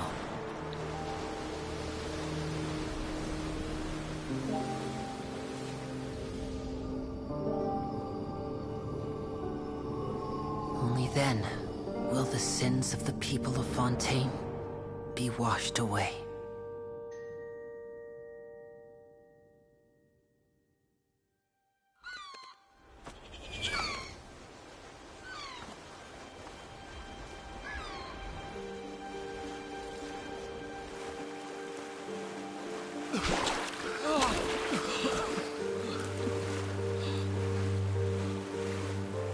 Hey! Help! Over here!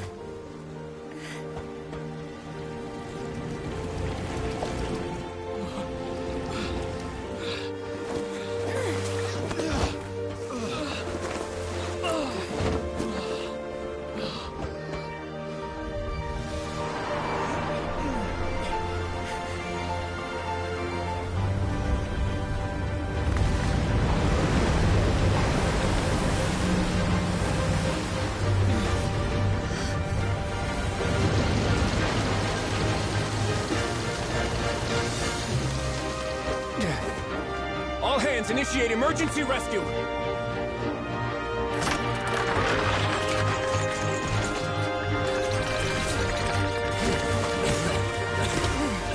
Hurry!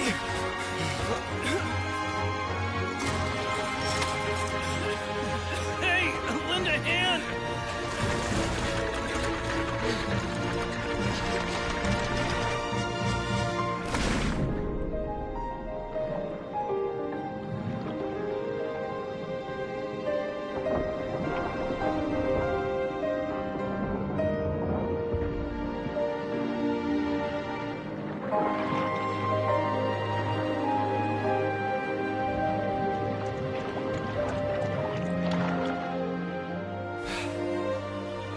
Look! The water's receding!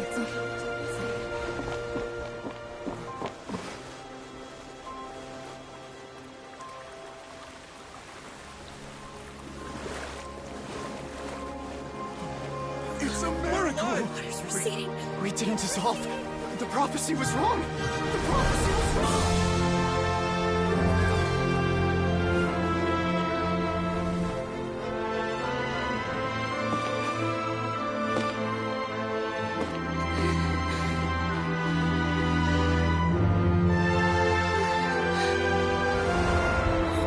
Are you right? Yeah. We're saved. The prophecy was wrong.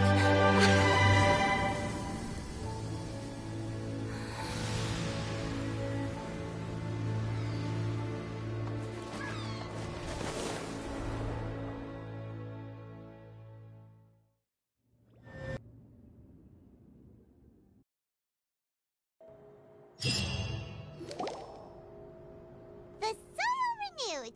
The sweet old soil can skyship with the various disputes. People owe it. Wow! Paimon barely recognizes the people in the reports. Are those really Juria or Navia? They sound like real big shots. What do you think? Pretty enthralling, huh? The Steambird's idea was pretty simple. With the disaster just having passed, we would print a free edition packed to the margins with good news to calm people down. The value for these big scoops lies in Edwin's assistant, Jurier Paimon's curious. And that's exactly... Oh, this time...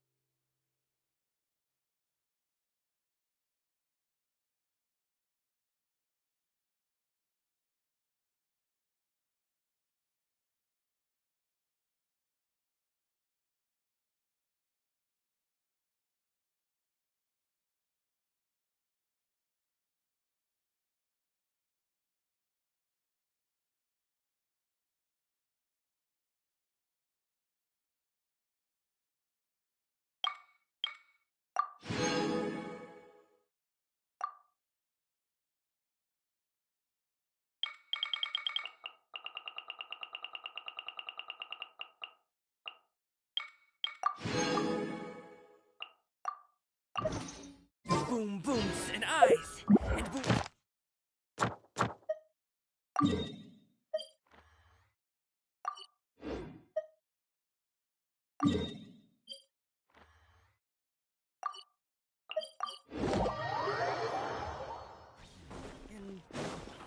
Add Astro... Thank you for complete...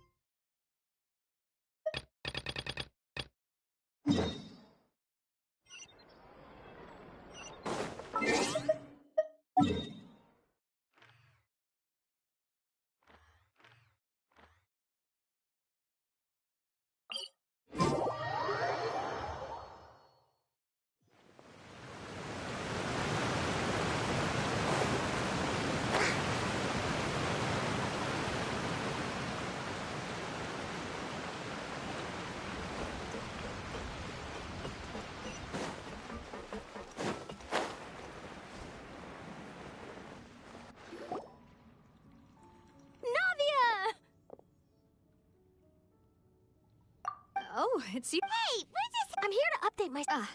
Let me introduce you. This is Mr. Garun. Our residents are hard. Hello, Miss Charlotte. I'm a big fan of yours. But if you don't... I get where you're coming from. That would be fine. Oh, you're back too. How are things? We finished laying down the construction. Huh? Well, her reputation's greatly risen after that whole duel. There's too much to consider in the reconstruction of Poisson. The Spina... Oh, wait, just a moment. Do you mind me asking a few questions? Forget it. I see. Well, if we're talking about doing things for my sake... Of course I will. I'm not gonna let her off that easy. All right, then everyone...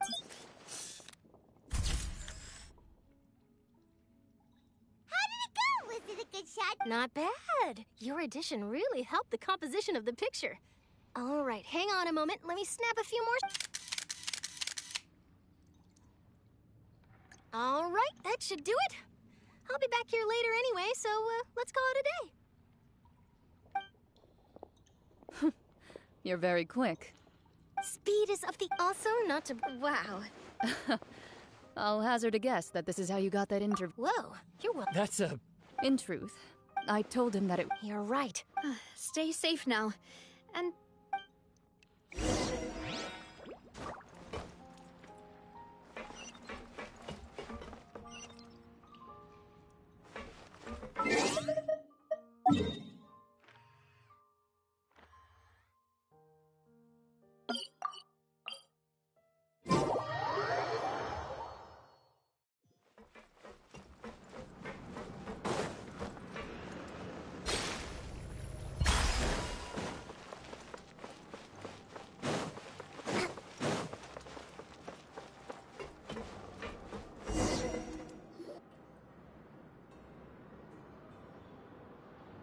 Wow, guess we're here again, huh? There's a real nostalgic feeling to this place. Looks like you've been missing it. Duke! Did you come? Of course. It's an honor to... No need to thank. Of course, of course. All right then, this way.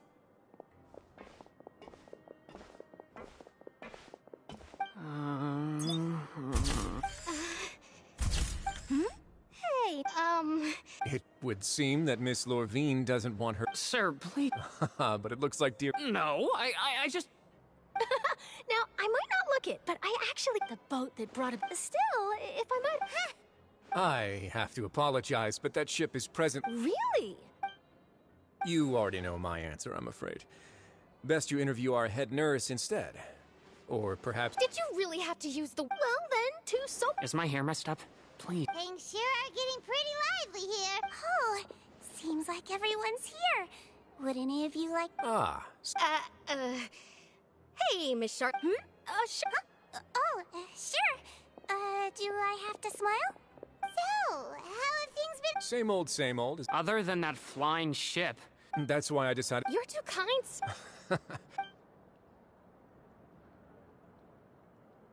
I see. He sure did win them over, huh? I'll tell them that there's good news and bad news. The good being that their boss seems fine, and the bad being that they must face extended sentences for abetting his escape.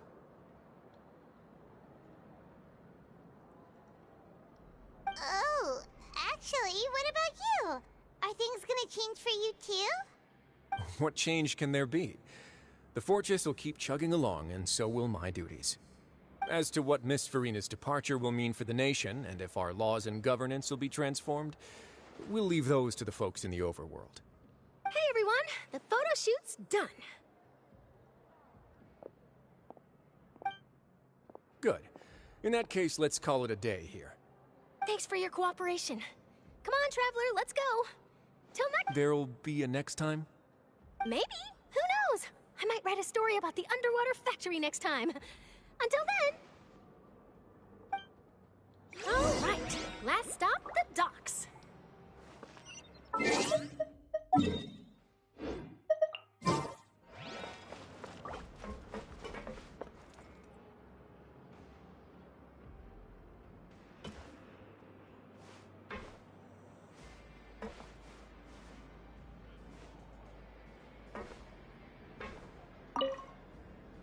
Oh. Is that really necessary? It's precisely— Maybe I'm just happy. Yes, you successfully kept prying eyes away by using Mr. Jury. You should be happy for them. They have a bright future ahead of them.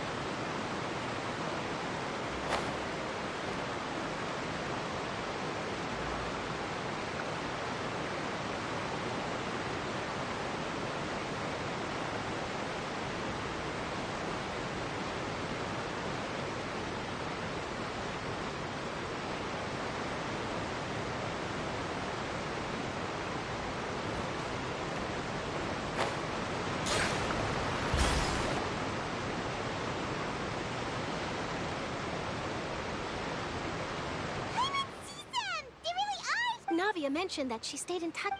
Traveler, Paimon. Ah, and Miss Charlotte.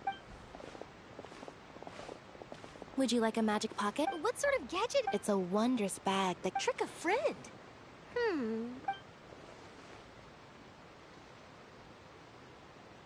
You could just make a friend like Fremine here. Isn't that right, Fremine? To be honest, that sounds pretty sweet. Could I have your contact? Lynette sure is working hard to help Fremine socialize. He was the one who proposed doing this.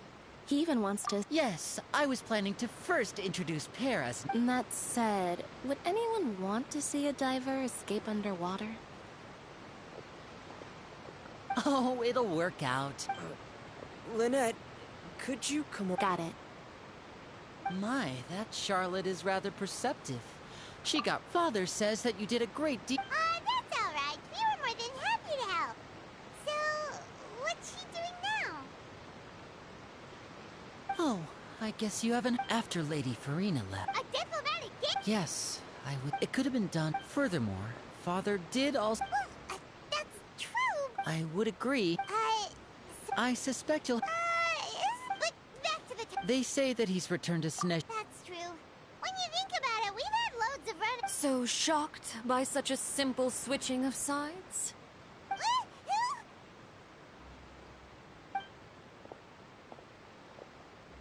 Father! Well, what do you know? Are you going to take the nose— That is our duty. Don't be too switching my masks. Well, that depends on many things. As for you, I very much look forward to our next collaboration. Good things cannot be achieved alone, and you've proved yourselves to be great partners. A vision. And that's a wrap for me. Huh? Greetings, Miss Journalist. Hello. If I'm— That is correct. So forgive me, but I will not be able to serve as a subject in your article. However, feel free to write as much as you'd like about our dear magicians. And our upcoming rookie talent. I will.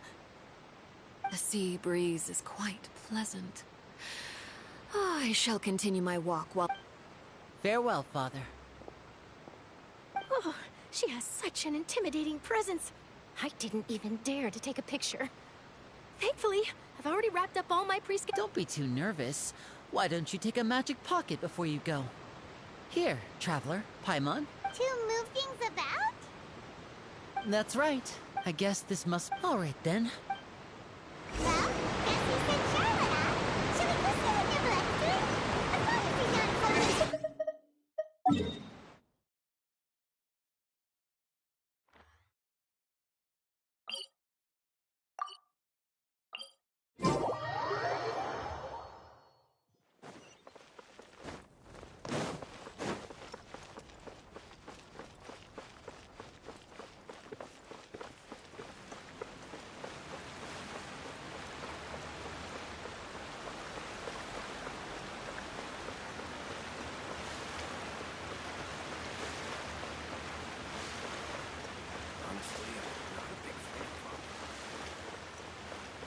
long as he's not focused. Lady Verena hasn't changed one bit.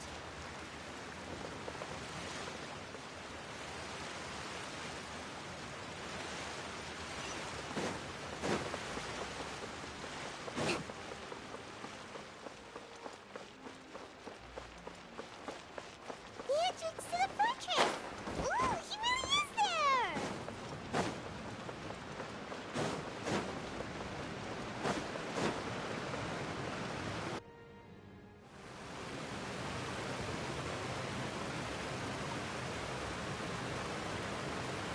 So, you really are here, Nervalette! I didn't think you were going to have free time this hour of the day. Really? Oh, I suppose you must have met Mr. Linney. He took the time to greet me earlier when he passed this way. In any case, you came at a good time.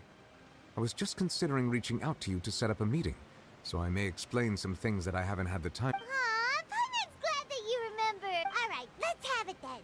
How was Fontana? It is strange how words can often leave a bitter taste in the mouth when it finally comes.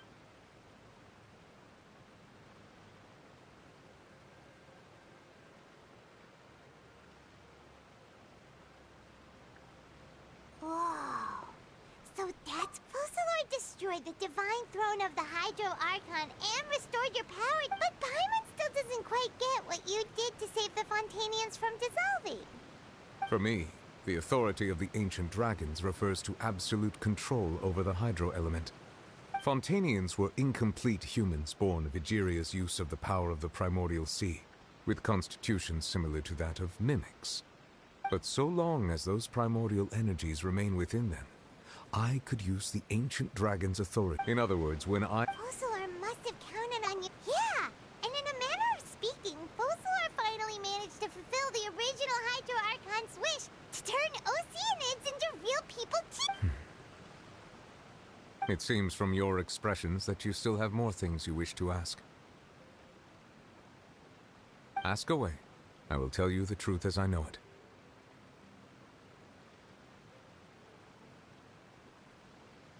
I have investigated his case along many avenues, and I have learned that he once fell into an unknown chasm when he... But whether it be by... As for the judgment passed by the... Whether it was due... Guess Fusselor... hang on a second. Back when Fontani... Life as always. Yeah, Lynette said the fact... In truth, those Oceanids... Paimon... Ask away. I will tell you the truth as I have investigated his case, but whether it be by... As for the judgment passed by the... Whether it was due... Guess Fusselor had Fontani... hang on a second. Back when Fontani... Life as always. Yeah, Lynette said the fact... In truth, those Oceanids who were blessed within the spring water... Paimon... Ask away. I will tell you the truth as I know. I have investigated his case, but whether it be by... As for the judgment passed by the... Whether it was due... Guess Fusselor had... hang on a second. Paimon suddenly got another question. Back when Fontanians... Life as always. Yeah, Lynette said the fact... In truth, those Oceanids... Paimon... Ask away. I will tell you the truth as I have investigated his case, but whether it be by As for the judgment passed... Whether it was due... Guess Fusselor... hang on a second. Back when Fontanians... Life as always. Yeah, Lynette said the... In truth, those Oceanids... Paimon... Ask away. I will tell you the truth as I have investigated his case, but whether it be by... As for the judgment passed by... Whether it was due to... Guess fossil or... hang on a second. Back when Fontanian... Life as always. Yeah, Lynette said the... In truth, even those Oceanids... Paimon... Ask away. I will tell you the truth as I know. I have investigated his case, but whether it be by... As for the judgment passed by... Whether it was due... Guess fossil or... hang on a second. Back when Fontanians... Life as always. Yeah, Lynette said the fountain... In truth, those Oceanids... Paimon... Ask away. I will tell you the truth as I have investigated his case, but whether it be by... As for the judgment passed by... Whether it was due... Guess fossil or... hang on a second. Back when Font... Life as always. Yeah, Lynette said the... In truth, those Oceanids... Paimon... Ask away. I will tell you the truth as I have investigated his case, but whether it be by sentiment or... As for the judgment passed by the... Or whether it was due to that liability... Guess fossil or had Fontanians... hang on a second. Back when Fontan... Life as always. Yeah, Lynette said the fountain... In truth, those Oceanids... Paimon... Ask away. I will tell you the truth as I know. I have investigated his case along, but whether it be by as for the judgment passed by... Whether it was due... Guess fossil or... hang on a second. Back when Fontaine... Life as always. Yeah, Lynette said the fountain... In truth, even those Oceanids who are... Paimon... Ask away. I will tell you the truth as I know it. I have investigated his case along many... But whether it be by sentiment or reason, that should not have been... As for the judgment passed by the... Or whether it was due to that liability by association or... For... Guess fossil or had Fontanians in mind the whole... hang on a second. Back when Fontanian... Life as always. Yeah, Lynette said the fountain... In truth, even those Oceanids who are blessed with... Paimon... Ask away. I will tell you the truth as I know. I have investigated his case, but whether it be by... As for the judgment passed by the Oratrice during the trial, whether it was due to... Guess fossil or had... hang on a second. Back when Fontanian... Life as always. Yeah, Lynette said the fountain... In truth, even those couples did not know that such prayers were no mere custom, but instead a form of ritual. Those Oceanids who were blessed within the spring water would later Paimon... sorta gets it. Ask away. I will tell you the truth as I have investigated his case, but whether it be by... As for the judgment passed by... Whether it was due to... Guess fossil or... hang on a second. Back when Fontaine... Life as always. Yeah, Lynette said the... In truth, even those Oceanids... Paimon... Ask away. I will tell you the truth as I have investigated his case, but whether it be by... As for the judgment passed by... Whether it was due to... Guess fossil or... hang on a second. Back when Fontaine... Life as always. Yeah, Lynette said the... In truth, even those Oceanids who were... Paimon... sorta gets it now. Either way, seems like this ritual won't be of any further use, but it'll probably live on as a local custom. Ask away. I will tell you the truth as I know it. I have investigated his case, but whether it be by... As for the judgment passed by... Whether it was due... Guess fossil or... hang on a second. Paimon suddenly got another question. Back when Fontanians hadn't yet become real humans, were the children they had also transformed Oceanids? Life as always flowed like water. Do you recall how Fontanians would often come to the Fountain of Lucine to pray for children? Yeah, Lynette said the fountain is where all... In truth, even those couples did not know that such prayers were no mere custom, but instead a form of ritual. Those Oceanids who were blessed within the spring water would later descend... Paimon... Ask away. I will tell you the truth as I have investigated his... But whether it be by... As for the judgment passed by... Whether it was due to that... Guess fossil or... hang on a second. Back when Fontaine... Life has always flowed... Yeah, Lynette said the fountain is where all... In truth, even those Oceanids... Paimon... Ask away. I will tell you the truth as I know. I have investigated his case along, but whether it be by... As for the judgment passed by the... Whether it was due... Guess fossil or had Fontanians in mind the whole time. Hang on a second. Back when Fontanians... Life as always. Yeah, Lynette said the... In truth, those Oceanids who were blessed within the... Paimon... sorta... Ask away. I will tell you the truth as I know. I have investigated his case, but whether it be by sentiment or... As for the judgment passed by the Oratrice during the trial, whether it was due to that liability... Guess fossil or had Fontanians in mind the whole time. In the end... hang on a second. Back when Fontaine... Life has always... Yeah, Lynette said the... In truth, even those Oceanids... Paimon... Ask away. I will tell you the truth as I know. I have investigated his case, but whether it be by sentiment or reason, that should not have been enough to consider him the root cause of the disaster. At most, he would have had tangential liability. As for the judgment passed by the oratrice during the trial, whether it was due to that liability by association, or Focalor deliberately using him to buy time for us on the assumption that he would be able to hold the creature off, I cannot say. Guess Focalor had Fontanians in mind the whole time. In the end, it was thanks to her that they finally became real humans. Hang on a second. Paimon suddenly got another question. Back when Fontanian... Life has always... Yeah! Lynette said the fountain is where all the waters... In truth, those Oceanids who were blessed within the spring water would later descend as new humans in the coming months. Paimon sorta gets it now. Either way, seems like this ritual won't be of any further use. But it'll probably... Ask away. I will tell you the truth as I have investigated his... But whether it be by sentiment... As for the judgment passed by the whether it was due... Guess Focalor... hang on a second. Back when Fontanian... Life has always... Yeah! Lynette said the... In truth, even those Oceanids... Paimon... Ask away. I will tell you the truth as I know. I have investigated his case, but whether it be by... As for the judgment passed by... Whether it was due... Guess Focalor... hang on a second. Back when Fontanian... Life has always flowed like water. Do you recall how Fontanians would often come to the Fountain of... Yeah! Lynette said the fountain is where all the waters in Fontaine converge. In truth, even those couples did not know that such prayers were no mere custom, but instead a form of ritual. Those Oceanids who were blessed within the spring water... Ask away. I will tell you the truth as I know. I have investigated his case, but whether it be by... As for the judgment passed by... Whether it was due... Guess Focalor... hang on a second. Paimon suddenly got... Back when Fontanians hadn't yet become real humans... Life has always flowed like water. Do you recall how Fontanians would often come... Yeah! Lynette said the fountain... In truth, even those those Oceanids... Paimon... Ask away. I will tell you the truth as I have investigated his case, but whether it be by... As for the judgment passed... Whether it was due... Guess Focalor... hang on a second. Back when Fontanian... Life has always... Yeah! Lynette said the... In truth, those Oceanids... Paimon... Ask away. I will tell you the truth as I know it. When we spoke to... We guessed that they're... So regarding this specific issue, I was... In truth, I exchanged some further words with that lady named Skirk after sending you two back to the surface. It went something like this.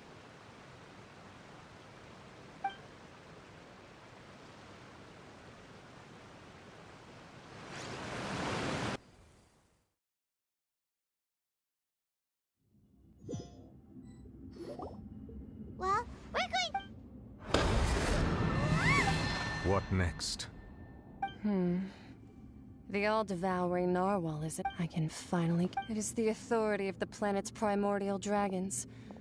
But with something very simple. I'm sure I've encountered something like this before. I do not know. You should have the remains. Huh.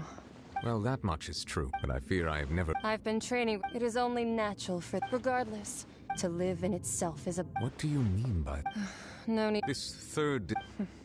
Master never... If you're interested, though, I could add... Next time. You believe... I do.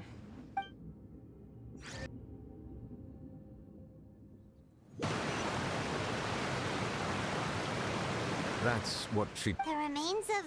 So that's what... All the same, And she said that it would bring... If she speaks the truth...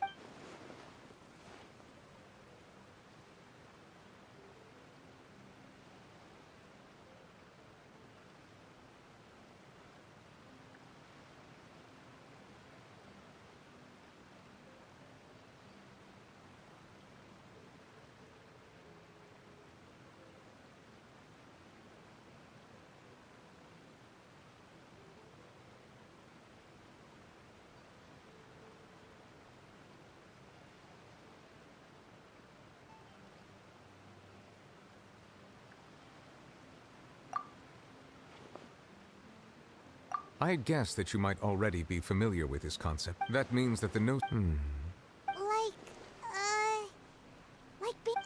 No, let's comparing the traveler to the dead. That's what you said. I too believe it unwise to make too many... All right. Yes. But... I suppose that would be the mystery. I suspect not. But once in a while, I too would guess that if wish, life flows, and what ultimate...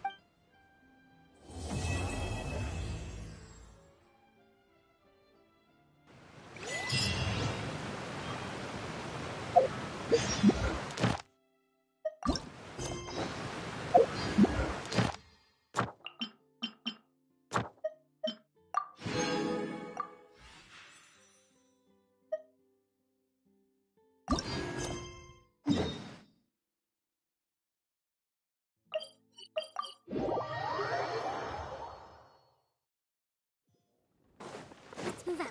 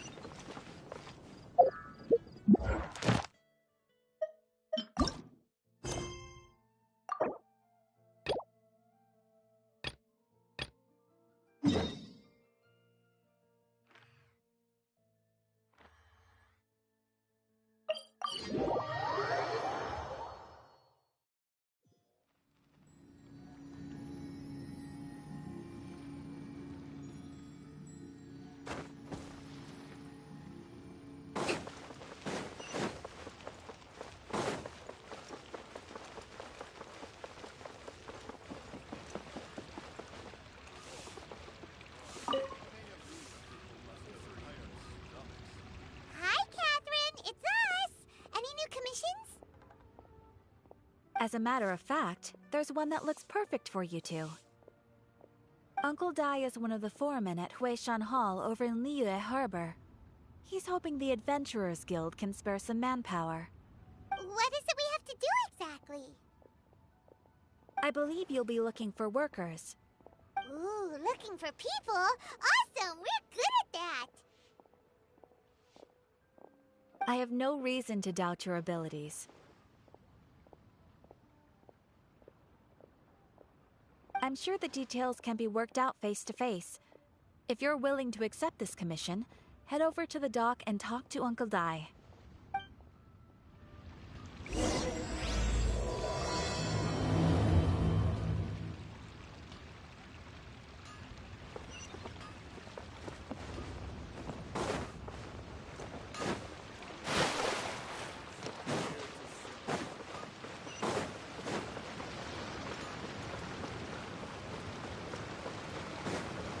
Let's move out.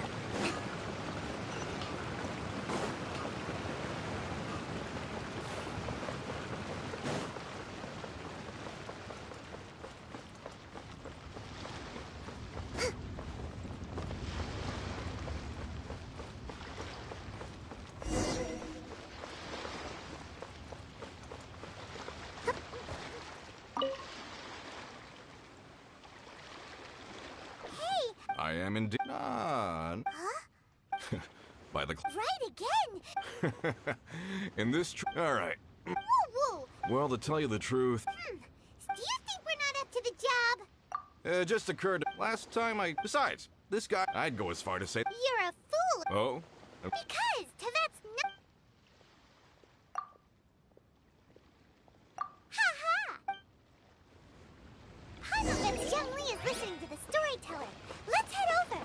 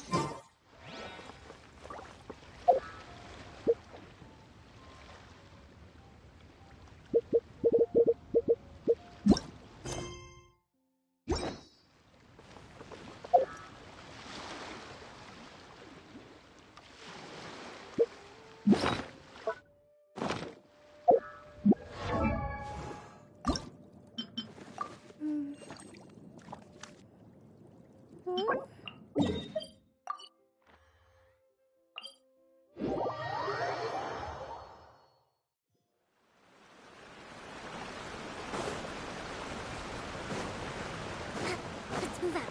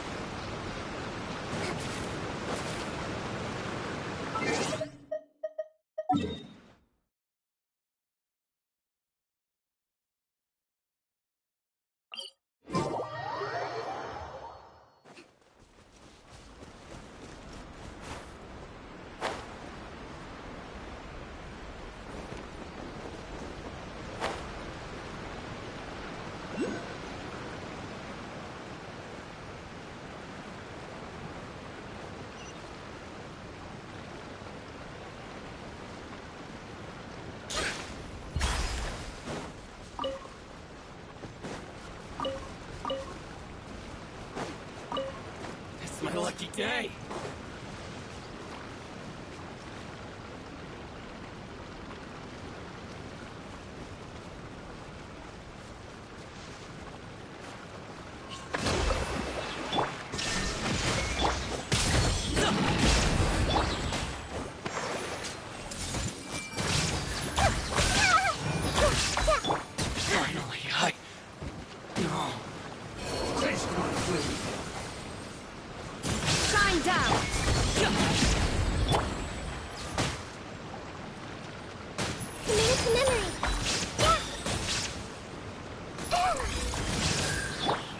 Illusion shattered!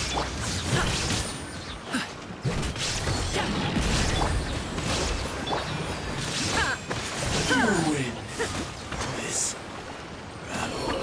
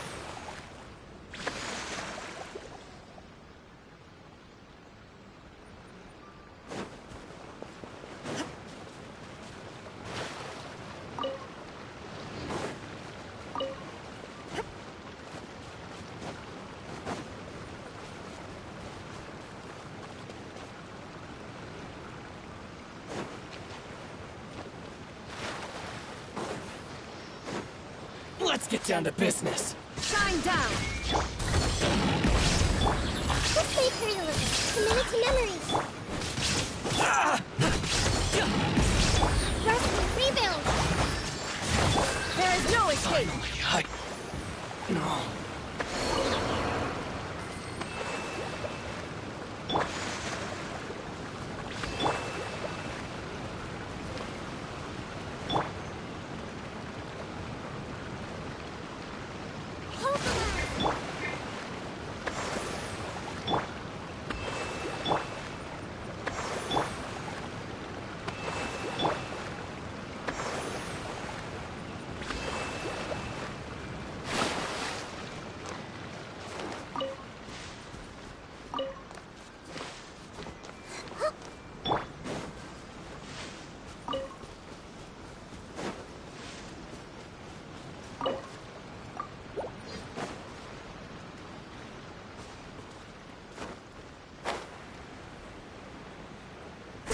uphill battle.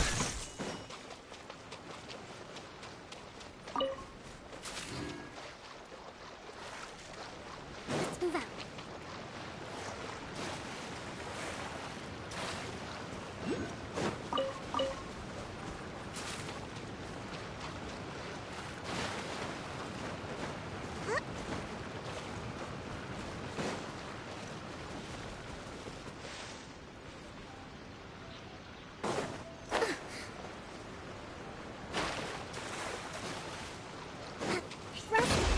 Illusion shattered.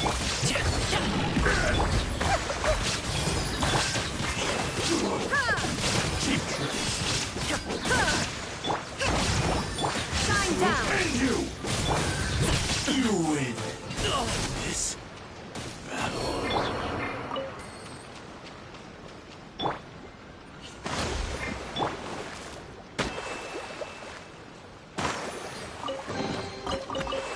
Cool. This stuff looks dope.